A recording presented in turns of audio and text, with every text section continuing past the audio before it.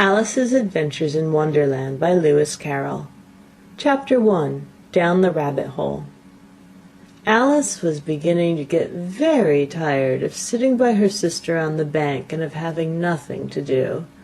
Once or twice she peeped into the book her sister was reading, but it had no pictures or conversations in it. And what's the use of a book, thought Alice, without pictures or conversation? So she was considering in her own mind, as well as she could, for the hot day made her feel very sleepy and stupid, whether the pleasure of making a daisy chain would be worth the trouble of getting up and picking the daisies, when suddenly a white rabbit with pink eyes ran close by her. There was nothing so very remarkable in that, nor did Alice think it so very much out of the way to hear the rabbit say to itself, "Oh dear, I shall be late." When she thought it over afterwards, it occurred to her that she ought to have wondered at this, but at the time it all seemed quite natural. But when the rabbit actually took a watch out of its waistcoat pocket and looked at it, and then hurried on, Alice started to her feet, for it flashed across her mind that she'd never before seen a rabbit with either a waistcoat pocket or a watch to take out of it, and burning with curiosity, she ran across the field after it, and fortunately was just in time to see it pop down a large rabbit hole under the hedge. In another moment down went Alice after it, never once considering how in the world she was to get out again. The rabbit hole went straight on like a tunnel for some way, and then dipped suddenly down, so suddenly that Alice had not a moment to think about stopping herself before she found herself falling down a very deep well. Either the well was very deep, or she fell very slowly, for she had plenty of time as she went down to look about her and to wonder what was going to happen next. First she tried to look down and make out what she was coming to, but it was too dark to see anything. Then she looked at the sides of the well, and noticed that they were filled with cupboards and bookshelves. Here and there she saw maps and pictures hung upon pegs. She took down a jar from one of the shelves as she passed. It was labeled orange marmalade, but to her great disappointment it was empty.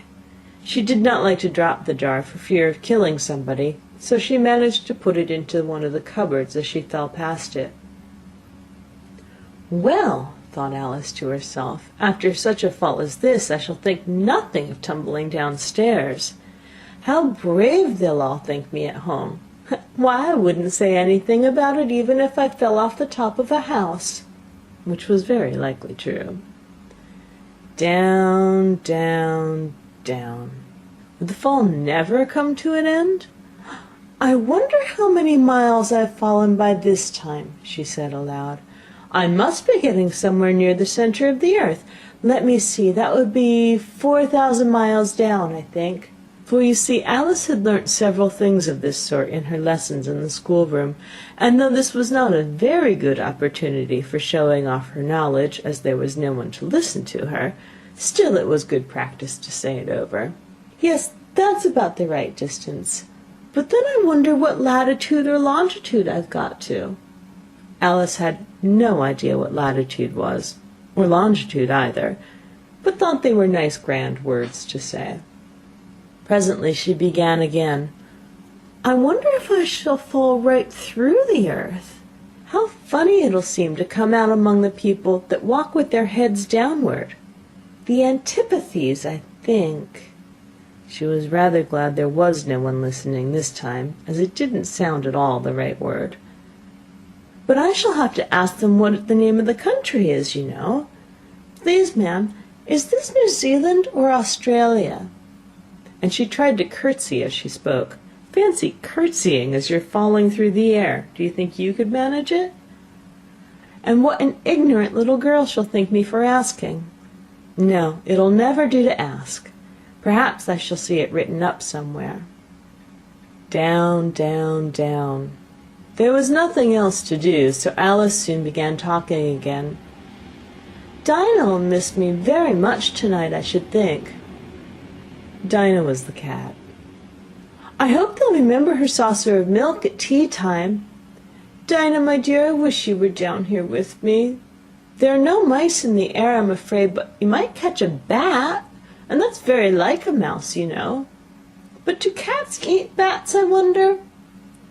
And here Alice began to get rather sleepy, and went on saying to herself in a dreamy sort of way, "Do cats eat bats? Do cats eat bats?" And sometimes, "Do bats eat cats?" For you see, as she couldn't answer either question, it didn't much matter which way she put it. She felt that she was dozing off, and had just begun to dream that she was walking hand in hand with Dinah, and saying to her very earnestly, "Now, Dinah, tell me the truth. Did you ever eat a bat?" When suddenly, thump, thump, down she came upon a heap of sticks and dry leaves, and the fall was over. Alice was not a bit hurt, and she jumped up on her feet in a moment. She looked up, but it was all dark overhead. Before her was another long passage, and the white rabbit was still in sight, hurrying down it. There was not a moment to be lost. Away went Alice like the wind, and was just in time to hear it say, as it turned a corner, "Oh, my ears and whiskers, how late it's getting!" She was close behind it when she turned the corner, but the rabbit was no longer to be seen. She found herself in a long, low hall, which was lit up by a row of lamps hanging from the roof. There were doors all around the hall, but they were all locked, and when Alice had been all the way down one side and up the other, trying every door, she walked sadly down the middle, wondering how she was ever to get out again. Suddenly she came upon a little three-legged table, all made of solid glass. There was nothing on it except a tiny golden key, and Alice's first thought was that it might belong to one of the doors of the hall. But alas, either the locks were too large or the key was too small, but at any rate it would not open any of them. However, on the second time round she came upon a low curtain she had not noticed before, and behind it was a little door about 15 inches high. She tried the little golden key in the lock, and to her great delight it fitted. Alice opened the door, and found it led into a small passage, not much larger than a rat-hole. She knelt down and looked along the passage into the loveliest garden you ever saw. How she longed to get out of that dark hall, and wander about among those beds of bright flowers and those cool fountains! But she could not even get her head through the doorway. And even if my head would go through, thought poor Alice, it would be of very little use without my shoulders. Oh, how I wish I could shut up like a telescope! I think I could, if I only know how to begin. For you see, so many out-of-the-way things had happened lately, that Alice had begun to think that very few things indeed were really impossible. There seemed to be no use in waiting by the little door, so she went back to the table, half hoping she might find another key on it, or at any rate a book of rules for shutting people up like telescopes. This time she found a little bottle on it, which certainly was not here before, said Alice, and round the neck of the bottle was a paper label, with the words "Drink me" beautifully printed on it in large letters. It was all very well to say "drink me," but the wise little Alice was not going to do that in a hurry. "No, I'll look first," she said, "and see whether it's marked poison or not," for she had read several nice little histories about children who'd gotten burnt and eaten up by wild beasts and other unpleasant things, all because they would not remember the simple rules their friends had taught them, such as that a red-hot poker will burn you if you hold it too long, and that if you cut your finger very deeply with a knife it usually bleeds. And she had never forgotten that if you drink much from a bottle marked poison, it's almost certain to disagree with you sooner or later. However, this bottle was not marked poison, so Alice ventured to taste it, and finding it very nice, it had, in fact, a sort of mixed flavour of cherry tart, custard, pineapple, roast turkey, toffee, and hot buttered toast. She very soon finished it off. "What a curious feeling," said Alice. "I must be shutting up like a telescope." And so it was indeed. She was now only 10 inches high, and her face brightened up at the thought that she was now the right size for going through the little door into that lovely garden. First, however, she waited for a few minutes to see if she was going to shrink any further. She felt a little nervous about this. "For it might end, you know," said Alice to herself, "in my going out altogether like a candle. I wonder what I should be like then." And she tried to fancy what the flame of a candle is like after the candle is blown out, for she could not remember having ever seen such a thing. After a while, finding that nothing more happened, she decided on going into the garden at once. But alas for poor Alice, when she got to the door, she found she'd forgotten the little golden key, and when she went back to the table for it, she found she could not possibly reach it. She could see it quite plainly through the glass, and she tried her best to climb up one of the legs of the table, but it was too slippery, and when she had tired herself out with trying, the poor little thing sat down and cried. "Come, there's no use crying like that," said Alice to herself rather sharply. "I advise you to leave off this minute." She generally gave herself very good advice, though she very seldom followed it, and sometimes she scolded herself so severely as to bring tears into her eyes. She once remembered trying to box her own ears for having cheated herself in a game of croquet she was playing against herself, for this curious child was fond of pretending to be two people. "But it's no use now," thought poor Alice, "to pretend to be two people. Why, there's hardly enough of me to make one respectable person." Soon her eye fell on a little glass box that was lying under the table. She opened it, and found in it a very small cake, on which the words "Eat me" were beautifully marked in currants. "Well, I'll eat it," said Alice, "and if it makes me grow larger, I can reach the key, and if it makes me grow smaller, I can creep under the door.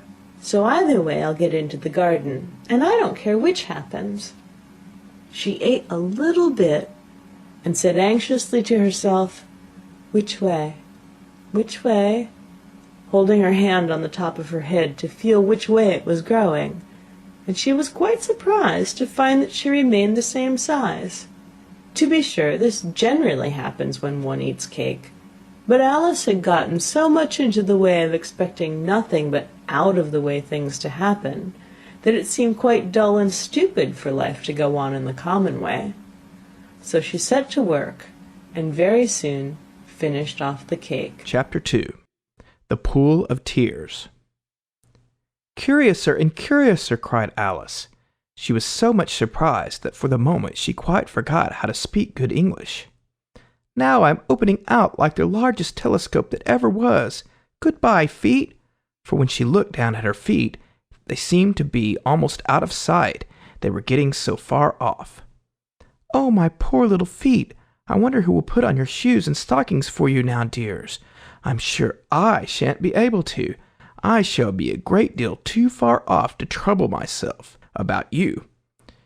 You must manage the best you can, but I must be kind to them," thought Alice, "or perhaps they won't walk the way I want to go. Let me see, I'll give them a new pair of boots every Christmas." And she went on planning to herself how she should manage it. They must go by carrier, she thought, and how funny I'll seem sending presents to one's own feet, and how odd the directions will look. Alice's right foot, Esquire. Hearthrug near the fender with Alice's love. Oh dear, what nonsense I'm talking. Just then her head struck against the roof of the hall. In fact, she was now more than 9 feet high, and she at once took up the little golden key and hurried off to the garden door. Poor Alice! It was as much as she could do, lying down on one side to look into the garden with one eye, but to get through was more hopeless than ever. She sat down and began to cry again. "You ought to be ashamed of yourself," said Alice. "A great girl like you," she might well say this, To go on crying in this way? Stop this moment, I tell you." But she went on all the same, shedding gallons of tears, until there was a large pool all around her, about 4 inches deep, and reaching half down the hall. After a time, she heard a little pattering of feet in the distance, and she hastily dried her eyes to see what was coming. It was the White Rabbit returning, splendidly dressed, with a pair of white kid gloves in one hand and a large fan in the other. He came trotting along in a great hurry, muttering to himself as he came, "Oh, the Duchess, the Duchess! Oh, won't she be savage if I've kept her waiting?" Alice felt so desperate that she was ready to ask help of anyone. So when the rabbit came near her, she began in a low, timid voice, "If you please, sir." The rabbit started violently, dropped the white kid gloves and the fan, and scurried away into the darkness, as hard as he could go. Alice took up the fan and gloves, and as the hall was very hot, she kept fanning herself all the time she went on talking. "Dear, dear, how queer everything is today, and yesterday things went on just as usual. I wonder if I've been changed in the night. Let me think, was I the same when I got up this morning? I almost think I can remember feeling a little different, but if I'm not the same, the next question is, who in the world am I? Ah, that's the great puzzle." And she began thinking over all the children that she knew that were of the same age as herself, to see if she could have been changed for any of them. "I'm sure I'm not Ada," she said, "for her hair goes in such long ringlets, and mine doesn't go in ringlets at all. And I'm sure I can't be Mabel, for I know all sorts of things. And she knows such a very little. Besides, she, and I'm I. And oh dear, how puzzling it all is. I'll try if I know all the things I used to know. Let me see, 4 times 5 is 12, and 4 times 6 is 13, and 4 times 7 is... Oh dear! I shall never get to 20 at that rate. However, the multiplication table doesn't signify. Let's try geography. London is the capital of Paris, and Paris is the capital of Rome, and Rome... No, that's all wrong, I'm certain. I must have been changed for Mabel. I'll try and say, how doth the little... And she crossed her hands on her lap as if she were saying lessons, and began to repeat it. But her voice sounded hoarse and strange, and the words did not come the same as they used to. How doth the little crocodile improve his shining tail, and pour the waters of the Nile on every golden scale? How cheerfully he seems to grin, how neatly spread his claws, and welcome little fishes in with gently smiling jaws. I'm sure those are not the right words, said poor Alice, and her eyes filled with tears again as she went on. I must be Mabel after all, and I shall have to go and live in that poky little house, and have next to no toys to play with, and oh, ever so many lessons to learn. No, I've made up my mind about it. If I'm Mabel, I'll stay down here. It'll be no use their putting their heads down and saying, Come up again, dear. I shall only look up and say, Who am I then? Tell me that first, and then, if I like being that person, I'll come up. If not, I'll stay down here till I'm somebody else. But oh dear, cried Alice, with a sudden burst of tears, I do wish they would put their heads down. I am so very tired of being all alone here. As she said this, she looked down at her hands, and was surprised to see that she had put on one of the rabbit's little white kid gloves while she was talking. How can I have done that? She thought. I must be growing small again. She got up and went to the table to measure herself by it, and found that, as nearly as she could guess, she was now about 2 feet high, and was going on shrinking rapidly. She soon found out that the cause of this was the fan that she was holding, and she dropped it hastily, just in time to avoid shrinking away altogether. That was a narrow escape, said Alice, a good deal frightened at the sudden change, but very glad to find herself still in existence. And now for the garden, and she ran with all speed back to the little door. But alas, the door was shut again, and the little golden key was lying on the glass table as before.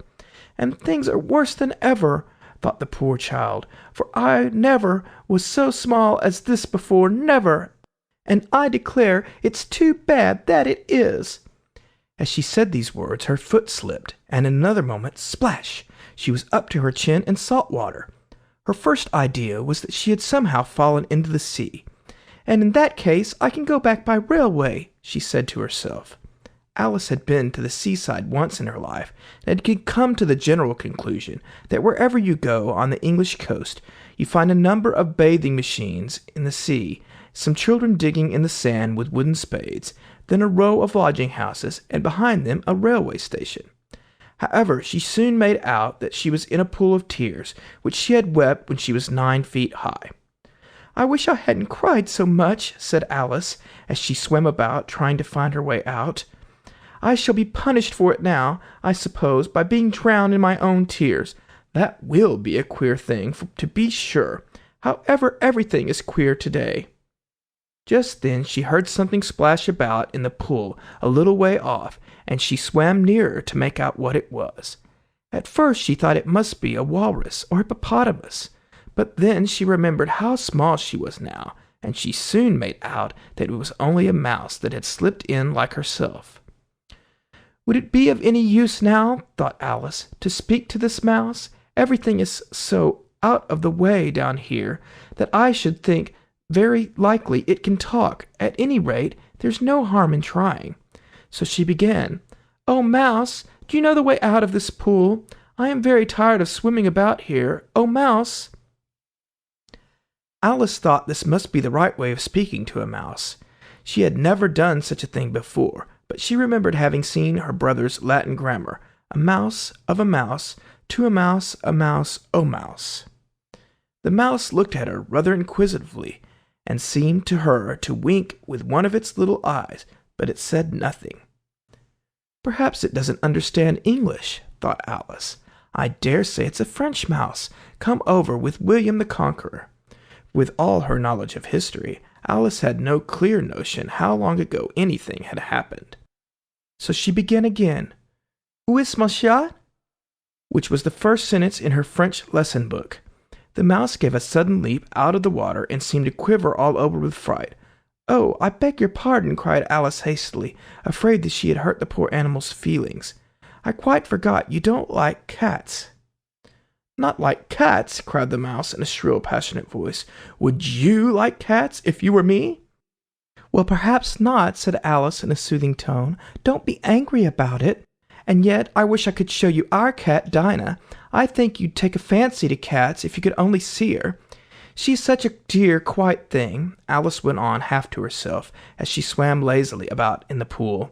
"And she sits purring so nicely by the fire, licking her paws and washing her face, and she is such a nice, soft thing to nurse, and she's such a capital one for catching mice. Oh, I beg your pardon," cried Alice again, for this time the mouse was bristling all over, and she felt certain it must be really offended.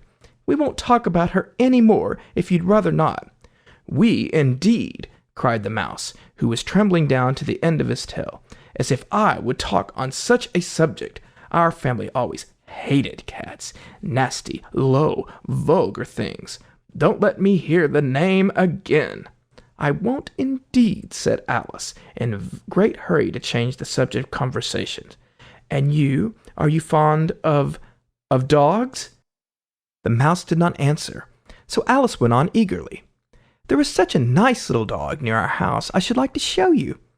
A little bright-eyed terrier, you know, with, oh, such long curly brown hair, and it'll fetch things when you throw them, and it'll sit up and beg for its dinner, and all sorts of things. I can't remember half of them, and it belongs to a farmer, you know, and he says it's so useful, it's worth £100.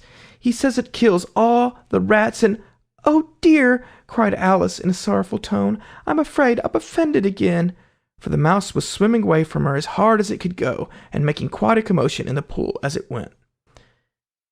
So she called softly after it, "Mouse dear, do come back again, and I won't talk about cats, or dogs either, if you don't like them." When the mouse heard this, it turned round and swam slowly back to her.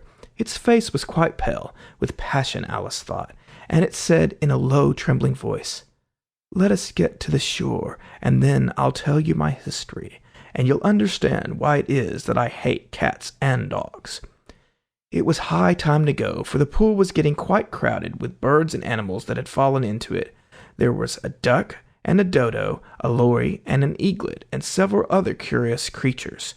Alice led the way, and the whole party swam to the shore. Chapter 3. A Caucus Race and a Long Tale. They were indeed a queer-looking party that assembled on the bank. The birds with draggled feathers, the animals with their fur clinging close to them, and all dripping wet, cross, and uncomfortable. "The first question," said the mouse with an important air. "Are you all ready? This is the driest thing I know. Silence all around, if you please." William the Conqueror, whose cause was favored by the Pope, was soon submitted to by the English, who wanted leaders, and had been of late much accustomed to usurpation and conquest. Edwin and Morcar, the Earls of Mercia and Northumbria, said the Lory with a shiver. "I beg your pardon," said the Mouse, frowning, but very politely. "Did you speak?" "Not I," said the Lory hastily. "I thought you did," said the Mouse. "I proceed. Edwin and Morcar, the Earls of Mercia and Northumbria, declared for him, and even Stigand, the patriotic Archbishop of Canterbury, found it advisable. "Found what?" said the Duck. "Found it," the Mouse replied rather crossly. "Of course you know what it means." "I know what it means well enough when I find a thing," said the Duck. "It's generally a frog or a worm. The question is, what did the Archbishop find?" The Mouse did not notice this question, but hurriedly went on. "Found it advisable to go with Edgar Atheling to meet William and offer him the crown. William's conduct was at first moderate, but the insolence of his Normans. How are you getting on now, my dear?" it continued, turning to Alice as it spoke. "As wet as ever," said Alice in a melancholy tone. "It doesn't seem to dry me at all." "In that case," said the Dodo solemnly, rising to its feet, "I move that the meeting adjourn for the immediate adoption of more energetic remedies." "Speak English," said the Eaglet. "I don't know the meaning of half those long words, and, what's more, I don't believe you do either." And the Eaglet bent down its head to hide a smile.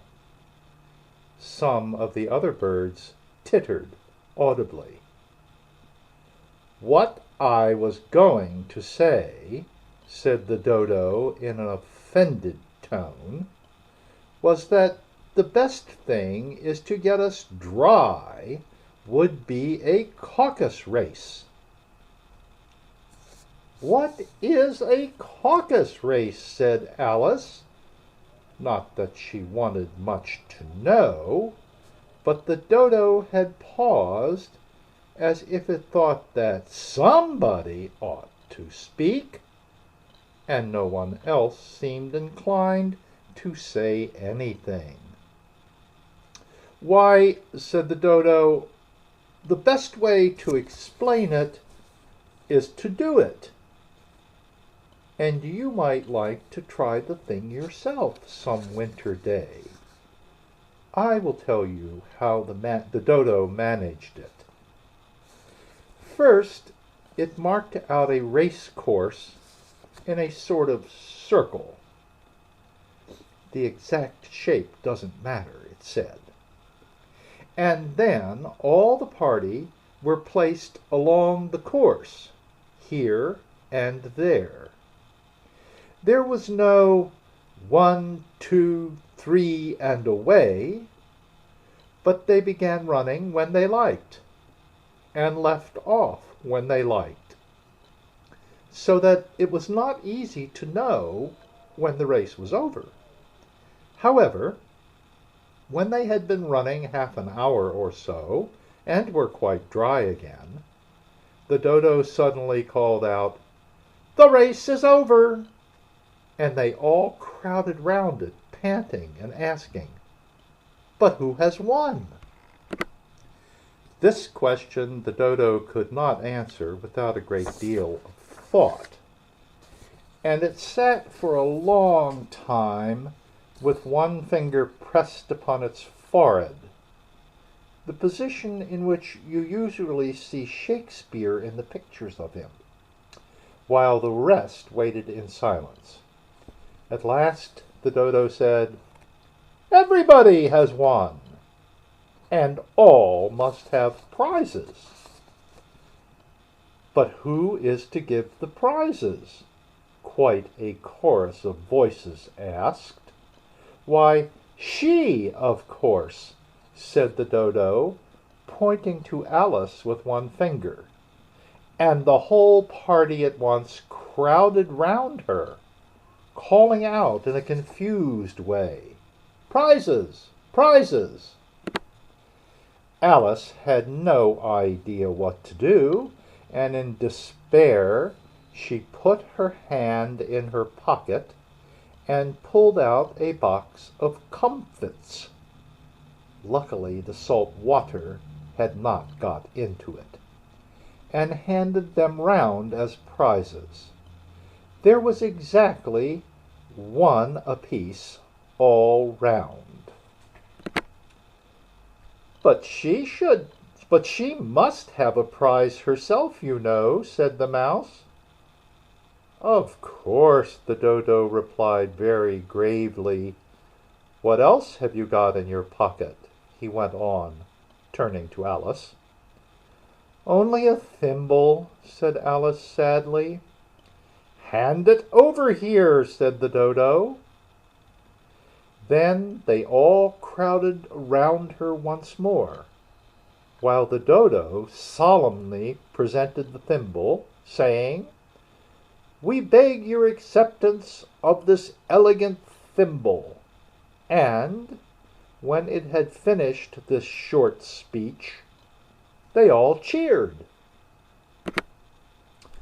Alice thought the whole thing very absurd, but they all looked so grave that she did not dare to laugh, and as she could not think of anything to say, she simply bowed and took the thimble, looking as solemn as she could. The next thing was to eat the comfits.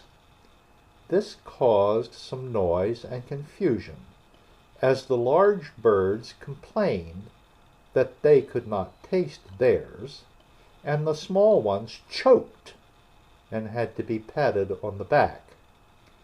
However, it was over at last, and they sat down again in a ring and begged the mouse to tell them something more. "You promised to tell me your history, you know," said Alice, "and why it is you hate C and D," she added in a whisper, half afraid that it would be offended again. "Mine is a long and a sad tale," said the mouse, turning to Alice and sighing. "It is a long tale, certainly," said Alice, looking down with wonder at the mouse's tail. "But why do you call it sad?" And she kept on puzzling about it while the mouse was speaking, so that her idea of the tale was something like this. "You are not attending," said the mouse to Alice severely. "What are you thinking of?" "I beg your pardon," said Alice, very humbly. "You had got to the fifth bend, I think?" "I had not," cried the mouse, sharply and very angrily. "A knot," said Alice, always ready to make herself useful, and looking anxiously about her. "Oh, do let me help to undo it." "I shall do nothing of the sort," said the mouse, getting up and walking away. "You insult me by talking such nonsense." "I didn't mean it," pleaded poor Alice, "but you're so easily offended, you know." The mouse only growled in reply.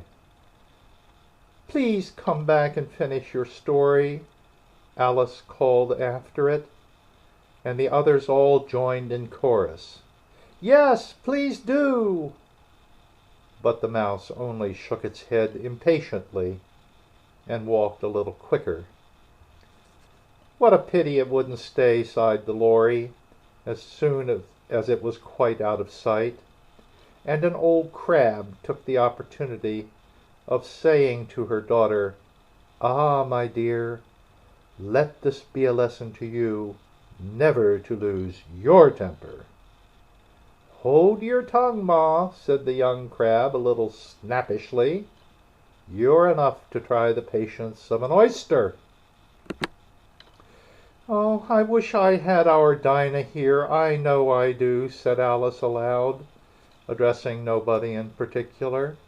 "She'd soon fetch it back." "And who is Dinah, if I might venture to ask the question?" said the Lory. Alice replied eagerly, for she was always ready to talk about her pet. "Dinah's our cat, and she's such a capital one for catching mice you can't think. And oh, I wish you could see her after the birds. Why, she'll eat a little bird as soon as look at it." This speech caused a remarkable sensation among the party. Some of the birds hurried off at once. One old magpie began wrapping itself up very carefully, remarking, "I really must be getting home. The night air doesn't suit my throat." And the canary called out in a trembling voice to its children, "Come away, my dears. It's high time you were all in bed." On various pretexts they all moved off, and Alice was soon left alone. "Oh, I wish I hadn't mentioned Dinah," she said to herself in a melancholy tone. "Nobody seems to like her down here, and I'm sure she's the best cat in the world. Oh, my dear Dinah, I wonder if I shall ever see you any more." And here poor Alice began to cry again, for she felt very lonely and low-spirited. In a little while, however, she again heard a little pattering of footsteps in the distance, and she looked up eagerly, half hoping that the mouse had changed his mind and was coming back to finish his story. Chapter 4. The Rabbit Sends in a Little Bill. It was the White Rabbit, trotting slowly back again and looking anxiously about as it went, as if it had lost something. And she heard it muttering to itself, "The Duchess! The Duchess! Oh, my dear paws! Oh, my fur and whiskers! She'll get me executed as sure as ferrets are ferrets.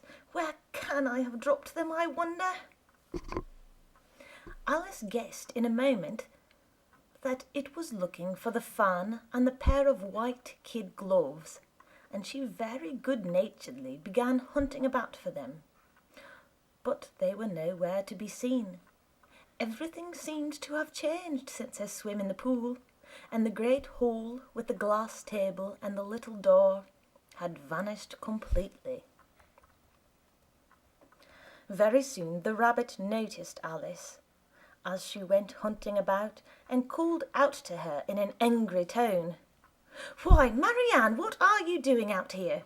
Run home this moment and fetch me a pair of gloves and a fan. Quick now!" And Alice was so much frightened that she ran off at once in the direction it pointed to, without trying to explain the mistake it had made. "He took me for his housemaid," she said to herself as she ran. "How surprised he'll be when he finds out who I am. But I'd better take him his fan and gloves, that is, if I can find them." As she said this, she came upon a neat little house, on the door of which was a bright brass plate with the name W. Rabbit engraved upon it. She went in without knocking and hurried upstairs in great fear lest she should meet the real Marianne and be turned out of the house before she had found the fan and gloves. "How queer it seems," Alice said to herself, "to be going messages for a rabbit. I suppose Dinah will be sending me out on messages next." And she began fancying the sort of thing that would happen. "Miss Alice, come here directly and get ready for your walk." "Coming in a minute, nurse, but I've got to see that the mouse doesn't get out." "Only I don't think," Alice went on, "that they'd let Dinah stop in the house if it began ordering people about like that." By this time she had found her way into a tidy little room with a table in the window, and on it, as she had hoped, a fan and 2 or 3 pairs of tiny white kid gloves. She took up the fan and a pair of the gloves, and was just going to leave the room, when her eyes fell upon a little bottle that stood near the looking-glass. There was no label this time with the words, "Drink me," but nevertheless she uncorked it and put it to her lips. "I know something interesting is sure to happen," she said to herself, "whenever I eat or drink anything. So I'll just see what this bottle does. I do hope it'll make me grow large again, for really I'm quite tired of being such a tiny little thing." It did so indeed, and much sooner than she had expected. Before she had drunk half the bottle, she found her head pressing against the ceiling, and had to stoop to save her neck from being broken. She hastily put down the bottle, saying to herself, "That's quite enough. I hope I shan't grow any more. As it is, I can't get out at the door. I do wish I hadn't drunk quite so much." Alas, it was too late to wish that. She went on growing and growing, and very soon had to kneel down on the floor. In another minute there was not even room for this, and she tried the effect of lying down with one elbow against the door and the other arm curled round her head.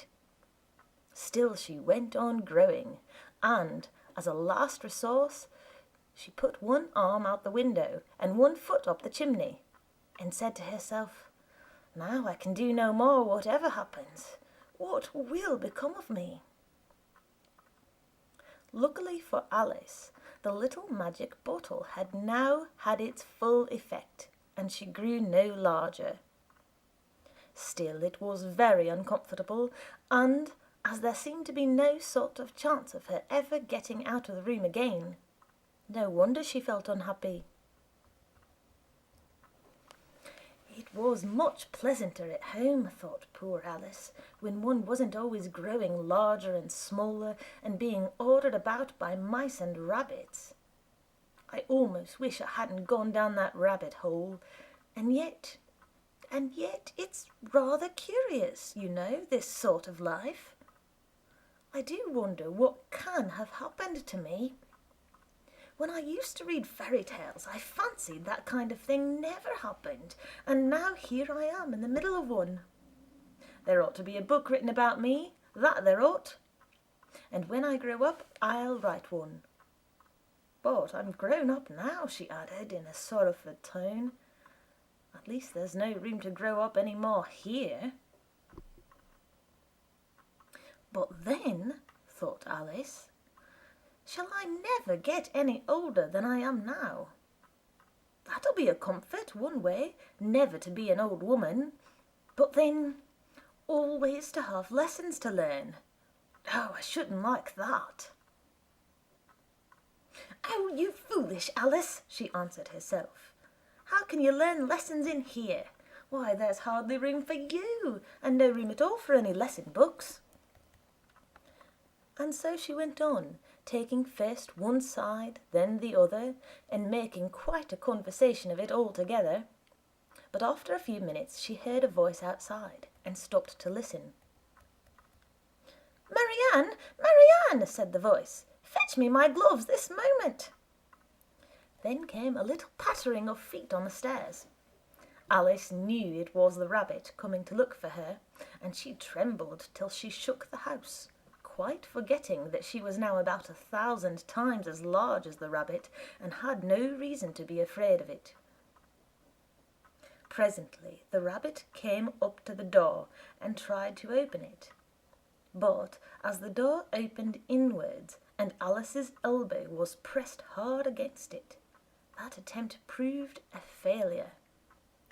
Alice heard it say to itself, "Then I'll go round and get in at the window." That you won't, thought Alice, and after waiting till she fancied she heard the rabbit just under the window, she suddenly spread out her hand and made a snatch in the air. She did not get hold of anything, but she heard a little shriek and a fall and a crash of broken glass, from which she concluded that it was just possible it had fallen into a cucumber frame or something of the sort. Next came an angry voice, the rabbit's. "Pat! Pat, where are you?" And then a voice she had never heard before. "Sure then, I'm here, digging for apples, your honour." "Digging for apples, indeed," said the rabbit angrily. "Here, come and help me out of this." Sounds of more broken glass. "Now tell me, Pat, what's that in the window?" "Sure, it's an arm, your honour." He pronounced it arm. "An arm, you goose! Who ever saw one that size? Why, it fills the whole window." "Sure it does, your honour, but it's an arm for all that." "Well, it's got no business there at any rate. Go and take it away."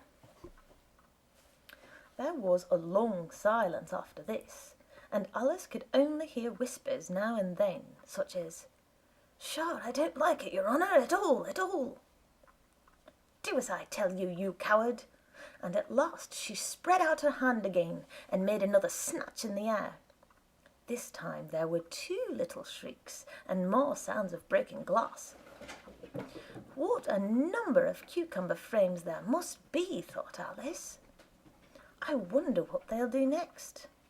As for pulling me out of the window, I only wish they could. I'm sure I don't want to stay in here any longer.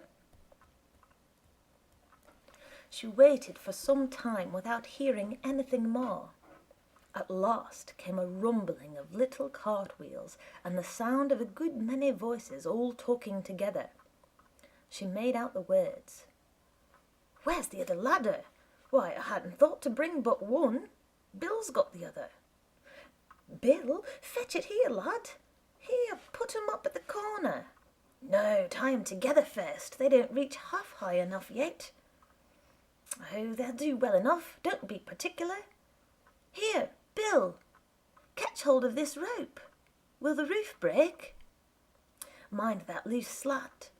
"Oh, it's coming down. Heads below." A loud crash. Now, who did that? It was Bill, I fancy. "Who's to go down the chimney?" "Nay, I shan't. You do it." "That I won't, then. Bill's to go down. Here, Bill, the master says you're to go down the chimney." "Oh, so Bill's got to come down the chimney, has he?" said Alice to herself. "Shy, they seem to put everything upon Bill. I wouldn't be in Bill's place for a good deal. This fireplace is narrow, to be sure, but I think I can kick a little." She drew her foot as far down the chimney as she could and waited till she heard a little animal. She couldn't guess of what sort it was, scratching and scrambling about in the chimney close above her. Then, saying to herself, "This is Bill," she gave one sharp kick and waited to see what would happen next. The first thing she heard was a general chorus of, "There goes Bill!" Then the rabbit's voice along, "Catch him, you by the hedge!" Then silence, and then another confusion of voices. "Hold up his head! Brandy now, don't choke him! How was it, old fella? What happened to you? Tell us all about it!" Last came a little, feeble, squeaking voice. "That's Bill," thought Alice. "Well, I hardly know no more, thank you. I'm better now, but I'm a deal too flustered to tell you.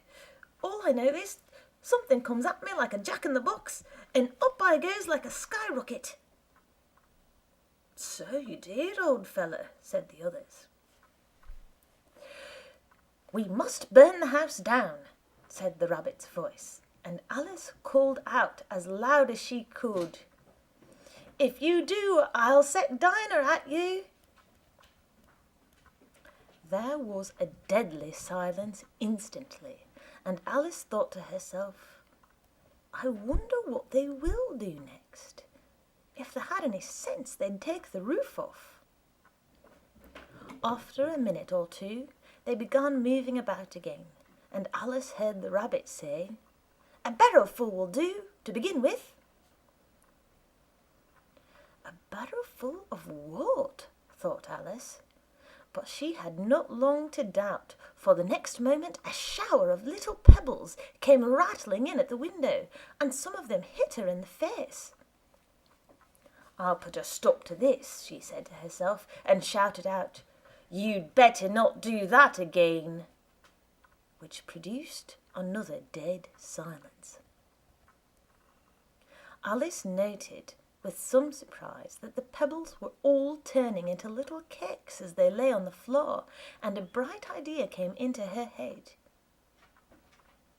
"If I eat one of these cakes," she thought, "it's sure to make some change in my size, and as it can't possibly make me larger, it must make me smaller, I suppose."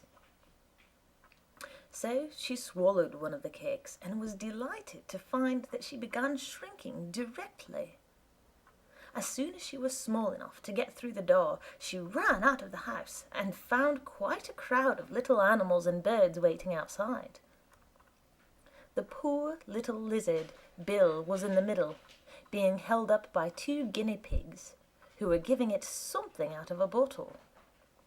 They all made a rush at Alice the moment she appeared, but she ran off as hard as she could and soon found herself safe in a thick wood. "The first thing I've got to do," said Alice to herself as she wandered about in the wood, "is to grow to my right size again. And the second thing is to find my way into that lovely garden. I think that will be the best plan." It sounded an excellent plan, no doubt, and very neatly and simply arranged. The only difficulty was that she had not got the smallest idea how to set about it. And while she was peering about anxiously among the trees, a little sharp bark just over her head made her look up in a great hurry. An enormous puppy was looking down at her with large round eyes and feebly stretching out one paw, trying to touch her. "Poor little thing," said Alice in a coaxing tone, and she tried hard to whistle to it, but she was terribly frightened all the time at the thought that it might be hungry, in which case it would be very likely to eat her up in spite of all her coaxing. Hardly knowing what she did, she picked up a little bit of stick and held it out to the puppy, whereupon the puppy jumped into the air off all its feet at once with a yelp of delight and rushed at the stick and made believe to worry it. Then Alice dodged behind a great thistle to keep herself from being run over, and the moment she appeared on the other side, the puppy made another rush at the stick and tumbled head over heels in its hurry to get hold of it.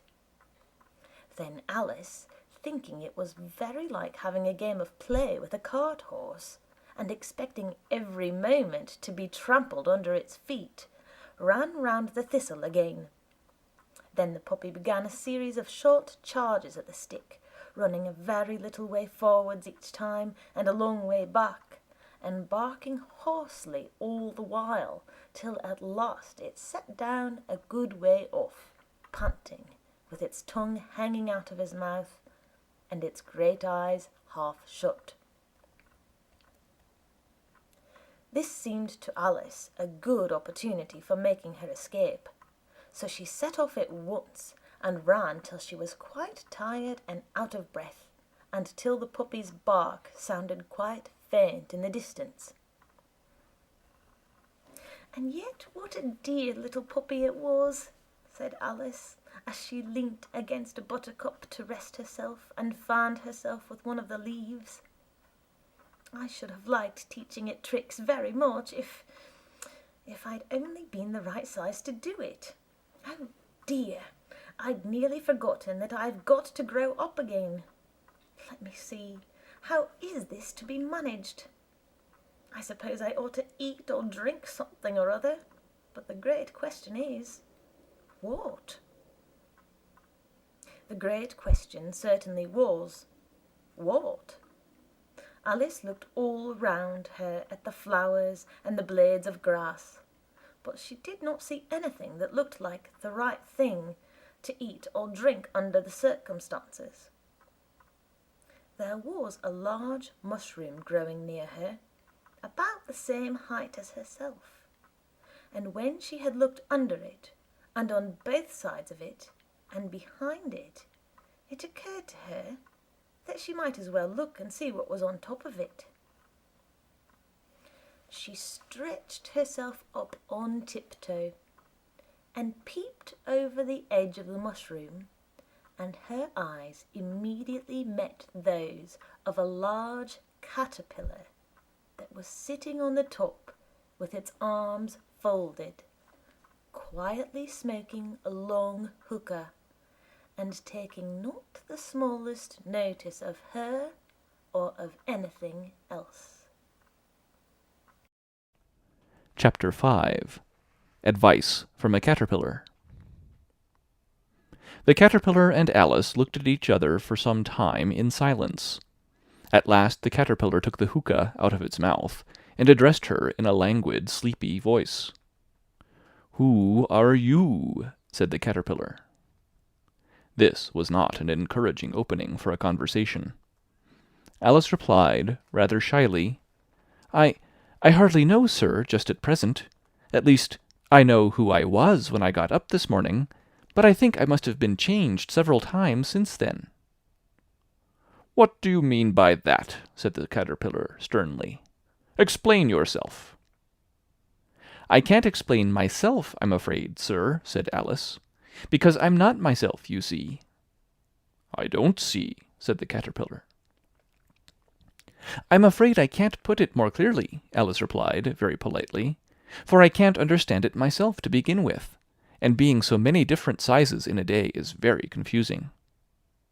"It isn't," said the caterpillar. "Well, perhaps you haven't found it so yet," said Alice. "But when you have to turn into a chrysalis, you will some day, you know, and then after that into a butterfly, I should think you'll feel it a little queer, won't you?" "Not a bit," said the caterpillar.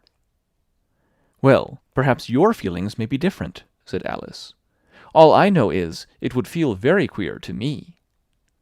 "You?" said the caterpillar contemptuously. "Who are you?" Which brought them back again to the beginning of the conversation. Alice felt a little irritated at the caterpillar's making such very short remarks, and she drew herself up and said, very gravely, "I think you ought to tell me who you are first." "Why?" said the caterpillar. Here was another puzzling question, and as Alice could not think of any good reason, and as the caterpillar seemed to be in a very unpleasant state of mind, she turned away. "Come back," the caterpillar called after her. "I've something important to say." This sounded promising, certainly. Alice turned and came back again. "Keep your temper," said the caterpillar. "Is that all?" said Alice, swallowing down her anger as well as she could. "No," said the caterpillar. Alice thought she might as well wait, as she had nothing else to do, and perhaps after all it might tell her something worth hearing. For some minutes it puffed away without speaking, but at last it unfolded its arms, took the hookah out of its mouth again, and said, "So you think you're changed, do you?" "I'm afraid I am, sir," said Alice. "I can't remember things as I used, and I don't keep the same size for 10 minutes together." "Can't remember what things?" said the caterpillar. "Well, I've tried to say, 'How doth the little busy bee?' but it all came different," Alice replied in a very melancholy voice. "Repeat, 'Your old Father William,'" said the caterpillar. Alice folded her hands and began, "You are old, Father William," the young man said, "and your hair has become very white. And yet you incessantly stand on your head. Do you think, at your age, it is right?" "In my youth," Father William replied to his son, "I feared it might injure the brain. But now that I'm perfectly sure I have none, why, I do it again and again." "You are old," said the youth, as I mentioned before, "and have grown most uncommonly fat. Yet you turned a back somersault in at the door. Pray, what is the reason of that?" "In my youth," said the sage, as he shook his grey locks, "I kept all my limbs very supple, by the use of this ointment, 1 shilling the box. Allow me to sell you a couple?" "You are old," said the youth, "and your jaws are too weak for anything tougher than suet. Yet you finished the goose, with the bones and the beak. Pray, how did you manage to do it?" "In my youth," said his father, "I took to the law, and argued each case with my wife, and the muscular strength which it gave to my jaw has lasted the rest of my life." "You are old," said the youth, "one would hardly suppose that your eye was as steady as ever. Yet you balanced an eel on the end of your nose. What made you so awfully clever?" "I have answered 3 questions, and that is enough," said his father. "Don't give yourself airs. Do you think I can listen all day to such stuff? Be off, or I'll kick you downstairs." "That is not said right," said the caterpillar. "Not quite right, I'm afraid," said Alice, timidly. "Some of the words have got altered." "It is wrong from beginning to end," said the caterpillar decidedly, and there was silence for some minutes. The caterpillar was the first to speak. "What size do you want to be?" it asked. "Oh, I'm not particular as to size," Alice hastily replied. "Only one doesn't like changing so often, you know." "I don't know," said the caterpillar. Alice said nothing. She had never been so much contradicted in her life before, and she felt that she was losing her temper. "Are you content now?" said the caterpillar. "Well, I should like to be a little larger, sir, if you wouldn't mind," said Alice. 3 inches is such a wretched height to be." "It is a very good height indeed," said the caterpillar angrily, rearing itself upright as it spoke. It was exactly 3 inches high. "But I'm not used to it," pleaded poor Alice in a piteous tone. And she thought to herself, "I wish the creatures wouldn't be so easily offended."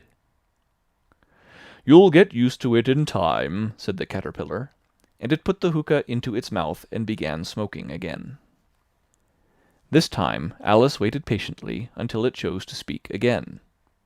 In a minute or 2 the caterpillar took the hookah out of its mouth, and yawned once or twice, and shook itself. Then it got down off the mushroom and crawled away in the grass, merely remarking as it went, "One side will make you grow taller, and the other side will make you grow shorter." "One side of what? The other side of what?" thought Alice to herself. "Of the mushroom," said the caterpillar, just as if she had asked it aloud, and in another moment it was out of sight. Alice remained looking thoughtfully at the mushroom for a minute, trying to make out which were the two sides of it, and as it was perfectly round, she found this a very difficult question.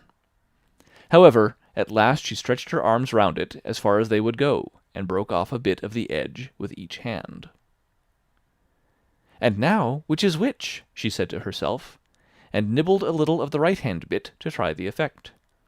The next moment she felt a violent blow underneath her chin. It had struck her foot. She was a good deal frightened by this very sudden change, but she felt that there was no time to be lost, as she was shrinking rapidly. So she set to work at once to eat some of the other bit. Her chin was pressed so closely against her foot that there was hardly room to open her mouth, but she did it at last, and managed to swallow a morsel of the left-hand bit. "Come, my head's free at last," said Alice in a tone of delight, which changed into alarm in another moment, when she found that her shoulders were nowhere to be found. All she could see, when she looked down, was an immense length of neck, which seemed to rise like a stalk out of a sea of green leaves that lay far below her. "What can all that green stuff be?" said Alice. "And where have my shoulders got to? And oh, my poor hands, how is it I can't see you?" She was moving them about as she spoke, but no result seemed to follow, except a little shaking among the distant green leaves. As there seemed to be no chance of getting her hands up to her head, she tried to get her head down to them, and was delighted to find that her neck would bend about easily in any direction, like a serpent. She had just succeeded in curving it down into a graceful zigzag, and was going to dive in among the leaves, which she found to be nothing but the tops of the trees under which she had been wandering, when a sharp hiss made her draw back in a hurry. A large pigeon had flown into her face and was beating her violently with its wings. "Serpent!" screamed the pigeon. "I'm not a serpent," said Alice indignantly. "Let me alone." "Serpent, I say again!" repeated the pigeon, but in a more subdued tone, and added with a kind of sob, "I've tried every way, and nothing seems to suit them." "I haven't the least idea what you're talking about," said Alice.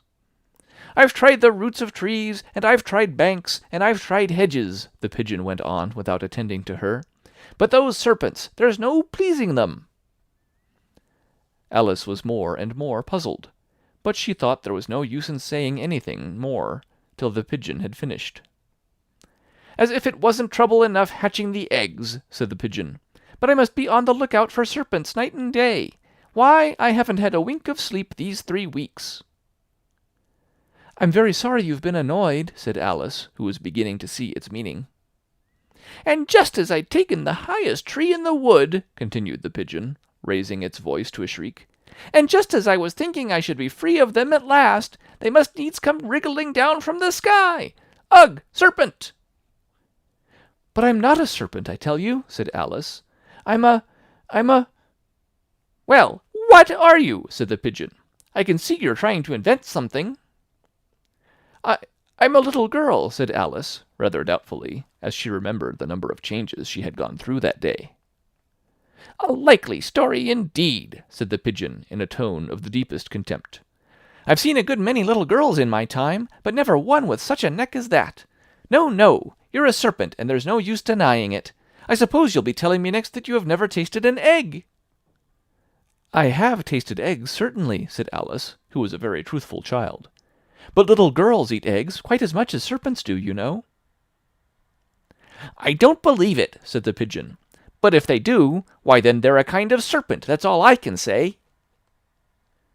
This was such a new idea to Alice that she was quite silent for a minute or two, which gave the pigeon the opportunity of adding, "You're looking for eggs, I know that well enough, and what does it matter to me whether you're a little girl or a serpent?"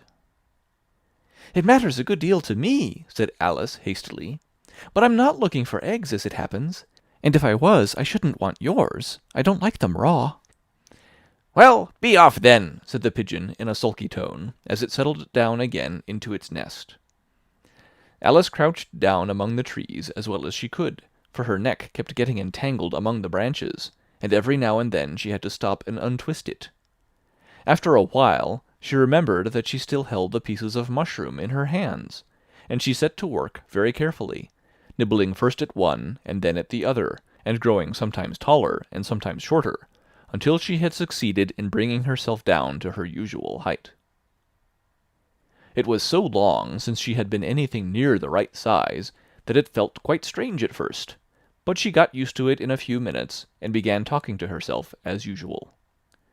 "Come, there's half my plan done now. How puzzling all these changes are!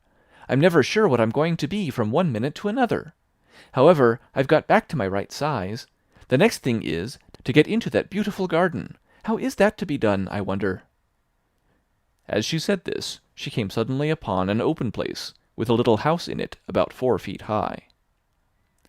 "Whoever lives there," thought Alice, "it'll never do to come upon them this size.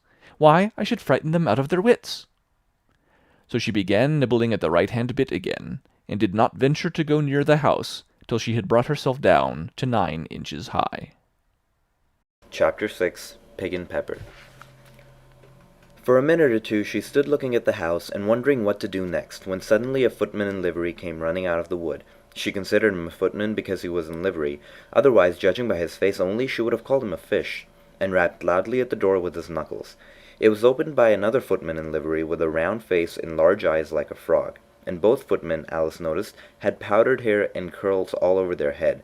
She felt very curious to know what it was all about, and crept a little way out of the wood to listen. The fish footman began by producing from under his arm a great letter, nearly as large as himself, and this he handed over to the other, saying in a solemn tone, for the Duchess, an invitation from the Queen to play croquet. The frog footman repeated in the same solemn tone, only changing the order of the words a little, from the Queen an invitation for the Duchess to play croquet. Then they both bowed, and their curls got entangled together. Alice laughed so much at this that she had to run back into the wood for fear of their hearing her. And when she next peeped out, the fish footman was gone, and the other was sitting on the ground near the door, staring stupidly up into the sky. Alice went timidly up to the door and knocked. "There's no sort of use in knocking," said the footman, "and that for 2 reasons. First, because I am on the same side of the door as you. Secondly, because they're making such a noise inside that no one could possibly hear you."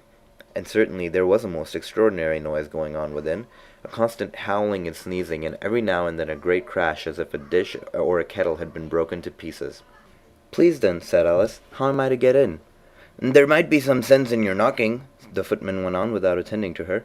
"If we had a door between us, for instance, if you were inside, you might knock, and I could let you out, you know." He was looking up into the sky all the time he was speaking, and this Alice thought decidedly uncivil. "But perhaps he can't help it," she said to herself. "His eyes are so very nearly at the top of his head. But at any rate, he might answer questions." "How am I to get in?" she repeated aloud. "I shall sit here," the footman remarked, "till tomorrow." At this moment the door of the house opened, and a large plate came skimming out straight for the footman's head. It just grazed his nose and broke to pieces against one of the trees behind him. "Or next day, maybe," the footman continued in the same tone, exactly as if nothing had happened. "How am I to get in?" asked Alice, in a louder tone. "Are you to get in at all?" said the footman. "That's the first question, you know." It was, no doubt, only Alice did not like to be told so. "It's really dreadful," she muttered to herself, "the way all these creatures argue. It's enough to drive one crazy." The footman seemed to think this a good opportunity for repeating his remark, with variations. "I shall sit here," he said, "on and off for days and days." "But what am I to do?" said Alice. "Anything you like," said the footman, and began whistling. "Oh, there's no use in talking to him," said Alice desperately. "He's perfectly idiotic," and then opened the door and went in. The door led right into a large kitchen, which was full of smoke from one end to the other. The Duchess was sitting on a 3-legged stool in the middle, nursing a baby. The cook was leaning over the fire, stirring a large cauldron which seemed to be full of soup. "There's certainly too much pepper in that soup," Alice said to herself, as well as she could for sneezing. There certainly was too much of it in the air. Even the Duchess sneezed occasionally, and as for the baby, it was sneezing and howling alternately without a moment's pause.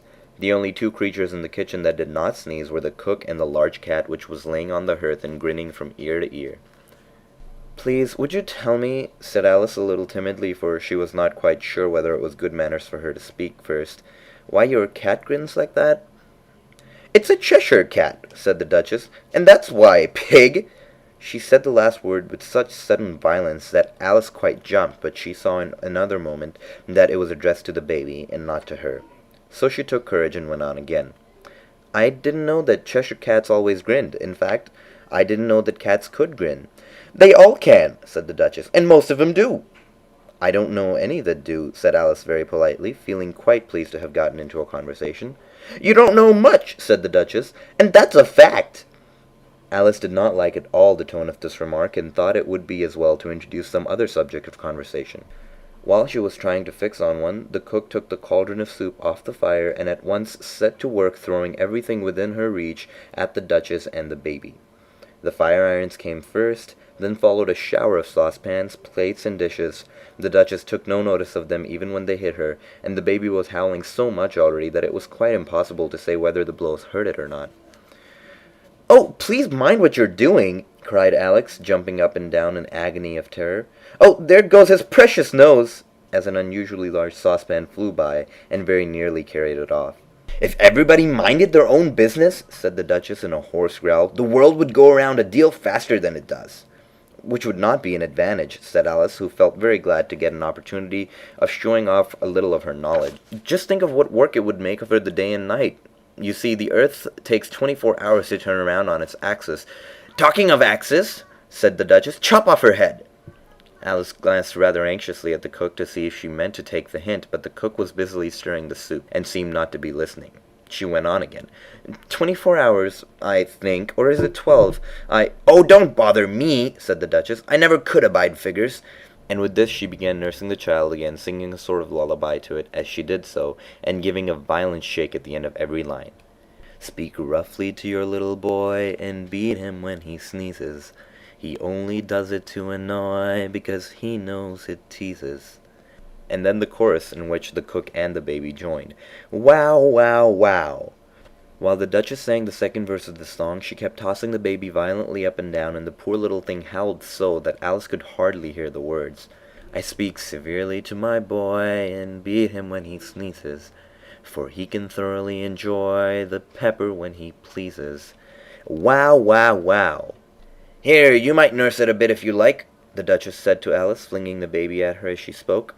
"I must go and get ready to play croquet with the Queen." And she hurried out of the room, and the cook threw a frying pan after her as she went, but just missed her.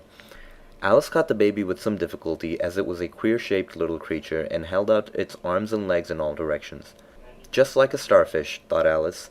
The poor little thing was snorting like a steam engine when she caught it, and kept doubling itself up and straightening itself out again, so that altogether for the first minute or two it was as much as she could do to hold it. As soon as she had made out the proper way of nursing it, which was to twist it up in a sort of knot, and then keep tight hold of its rear end and left foot, so as to prevent its undoing itself, she carried it into the open air. "If I don't take this child away from me," thought Alice, "they're sure to kill it in a day or two. Wouldn't it be murder to leave it behind?" She said the last words out loud, and the little thing grunted in reply. It had left off sneezing by this time. "Don't grunt," said Alice. "That's not at all a proper way of expressing yourself." The baby grunted again, and Alice looked very anxiously into its face to see what was the matter with it. There could be no doubt that it had a very turn-up nose, which was more like a snout than a real nose. Also, its eyes were getting extremely small for a baby. Altogether, Alice did not like the look of the thing at all. "But perhaps it's only sobbing," she thought, and looked into its eyes again to see if there were any tears. No, there were no tears. "If you're going to turn into a pig, my dear," said Alice seriously, "I've got nothing more to do with you. Mind now!" The poor little thing sobbed again, or grunted, it was impossible to say which, and then went on for some while in silence. Alice was just beginning to think to herself, "Now, what am I supposed to do with this creature when I get home?" when it grunted again so violently that she looked down into its face with some alarm. This time there could be no mistake about it. It was neither more or less than a pig, and she felt that it would be quite absurd for her to carry it any further. So she let the little creature down, and felt quite relieved to see it trot away quietly into the woods. If it had grown up, she said to herself, it would have made a dreadfully ugly child, but it makes a rather handsome pig, I think. And she began thinking over other children she knew who might do very well as pigs, and was just saying to herself, if one only knew the right way to change them, when she was a little startled by seeing the Cheshire Cat sitting on the bough of a tree just a few yards off. The cat only grinned when it saw Alice, and it looked good-natured, she thought. Still, it had very long claws and a great many teeth, so she felt that it ought to be treated with respect. Cheshire Puss, she began rather timidly, and she did not at all know whether it would like the name. However, it only grinned a little wider. Come, it's pleased so far, thought Alice, and she went on. Would you tell me, please, which way I ought to go from here? That depends a good deal on where you want to go, said the cat. I don't much care where, said Alice. Then it doesn't matter which way you go, said the cat. So as long as I go somewhere, Alice added with explanation. Oh, you're sure to do that, said the cat, if only you walk long enough. Alice felt that this could not be denied, so she tried another question. What sort of people live about here? In that direction, the cat said, waving its right paw around, lives a hatter, and in that direction, waving the other paw, lives a March hare. Visit either you like, they're both mad. But I don't want to go among mad people, Alice remarked. Oh, you can't help that, said the cat. We're all mad here. I'm mad, you're mad. How do you know I'm mad, said Alice. You must be, said the cat, or you wouldn't have come here. Alice didn't think that proved it at all. However, she went on. And how do you know that you're mad? To begin with, said the cat, a dog's not mad. You grant that? I suppose so, said Alice. Well then, the cat went on, you see, a dog growls when it's angry, and wags its tail when it's pleased. Now, I growl when I'm pleased, and wag my tail when I'm angry. Therefore, I'm mad. I call it purring, not growling, said Alice. Call it what you like, said the cat. Do you play croquet with the Queen today? I should like it very much, said Alice, but I haven't been invited yet. You'll see me there, said the cat, and vanished. Alice was not much surprised at this. She was getting so well used to the queer things happening. While she was still looking at the place where it had been, it suddenly appeared again. By the by, what became of the baby? Said the cat. I'd nearly forgotten to ask. It turned into a pig, Alice answered very quietly, just as if the cat had come back in a natural way. I thought it would, said the cat, and vanished again. Alice waited a little, half expecting to see it again, but it did not appear. After a minute or two, she walked on in the direction in which the March hare was said to live. I've seen hatters before, she said to herself. The March hare will be much more interesting, and perhaps, as this is May, it won't be raving mad. At least, not so mad as it was in March. As she said this, she looked up, and there was the cat again, sitting on the branch of a tree. Did you say pig or fig? Said the cat. I said pig, replied Alice, and I wish that you wouldn't keep appearing and vanishing so suddenly. You make one quite giddy. All right, said the cat, and this time it vanished quite slowly, beginning with the end of the tail and ending with the grin, which remained some time after the rest of it had gone. Well, I've often seen a cat without a grin, thought Alice, but a grin without a cat? It's the most curious thing I ever saw in all my life. She had not gone much further before she came in sight of the house of the March hare. She thought it must be the right house because the chimneys were shaped like ears and the roof was thatched with fur. It was such a large house that she did not like to go nearer till she had nibbled some more of the left-hand bit of mushroom, and she raised herself about 2 feet high. Even then she walked up towards it rather timidly, saying to herself, Suppose it should be raving mad after all. I almost wish I'd gone to the hatter instead. Chapter 7. A Mad Tea Party. There was a table set out under a tree in front of the house, and the March hare and the hatter were having tea at it. A dormouse was sitting between them, fast asleep, and the other two were using it as a cushion, resting their elbows on it and talking over its head. Very uncomfortable for the dormouse, thought Alice. Only, as it's asleep, I suppose it doesn't mind. The table was a large one, but the three were all crowded together at one corner of it. No room, no room, they cried out when they saw Alice coming. There's plenty of room, said Alice indignantly. and she sat down in a large armchair at one end of the table. "Have some wine," the March Hare said, in an encouraging tone. Alice looked all round the table, but there was nothing on it but tea. "I don't see any wine," she remarked. "There isn't any," said the March Hare. "Then it wasn't very civil of you to offer it," said Alice angrily. "It wasn't very civil of you to sit down without being invited," said the March Hare. "I didn't know it was your table," said Alice. "It's laid for a great many more than 3. "Your hair wants cutting," said the Hatter. He had been looking at Alice for some time with great curiosity, and this was his first speech. "You should learn not to make personal remarks," Alice said with some severity. "It's very rude." The Hatter opened his eyes very wide on hearing this, but all he said was, "Why is a raven like a writing desk?" "Come, we shall have some fun now," thought Alice. "I'm glad they've begun asking riddles. I believe I can guess that," she added aloud. "Do you mean that you think you can find out the answer to it?" said the March Hare. "Exactly so," said Alice.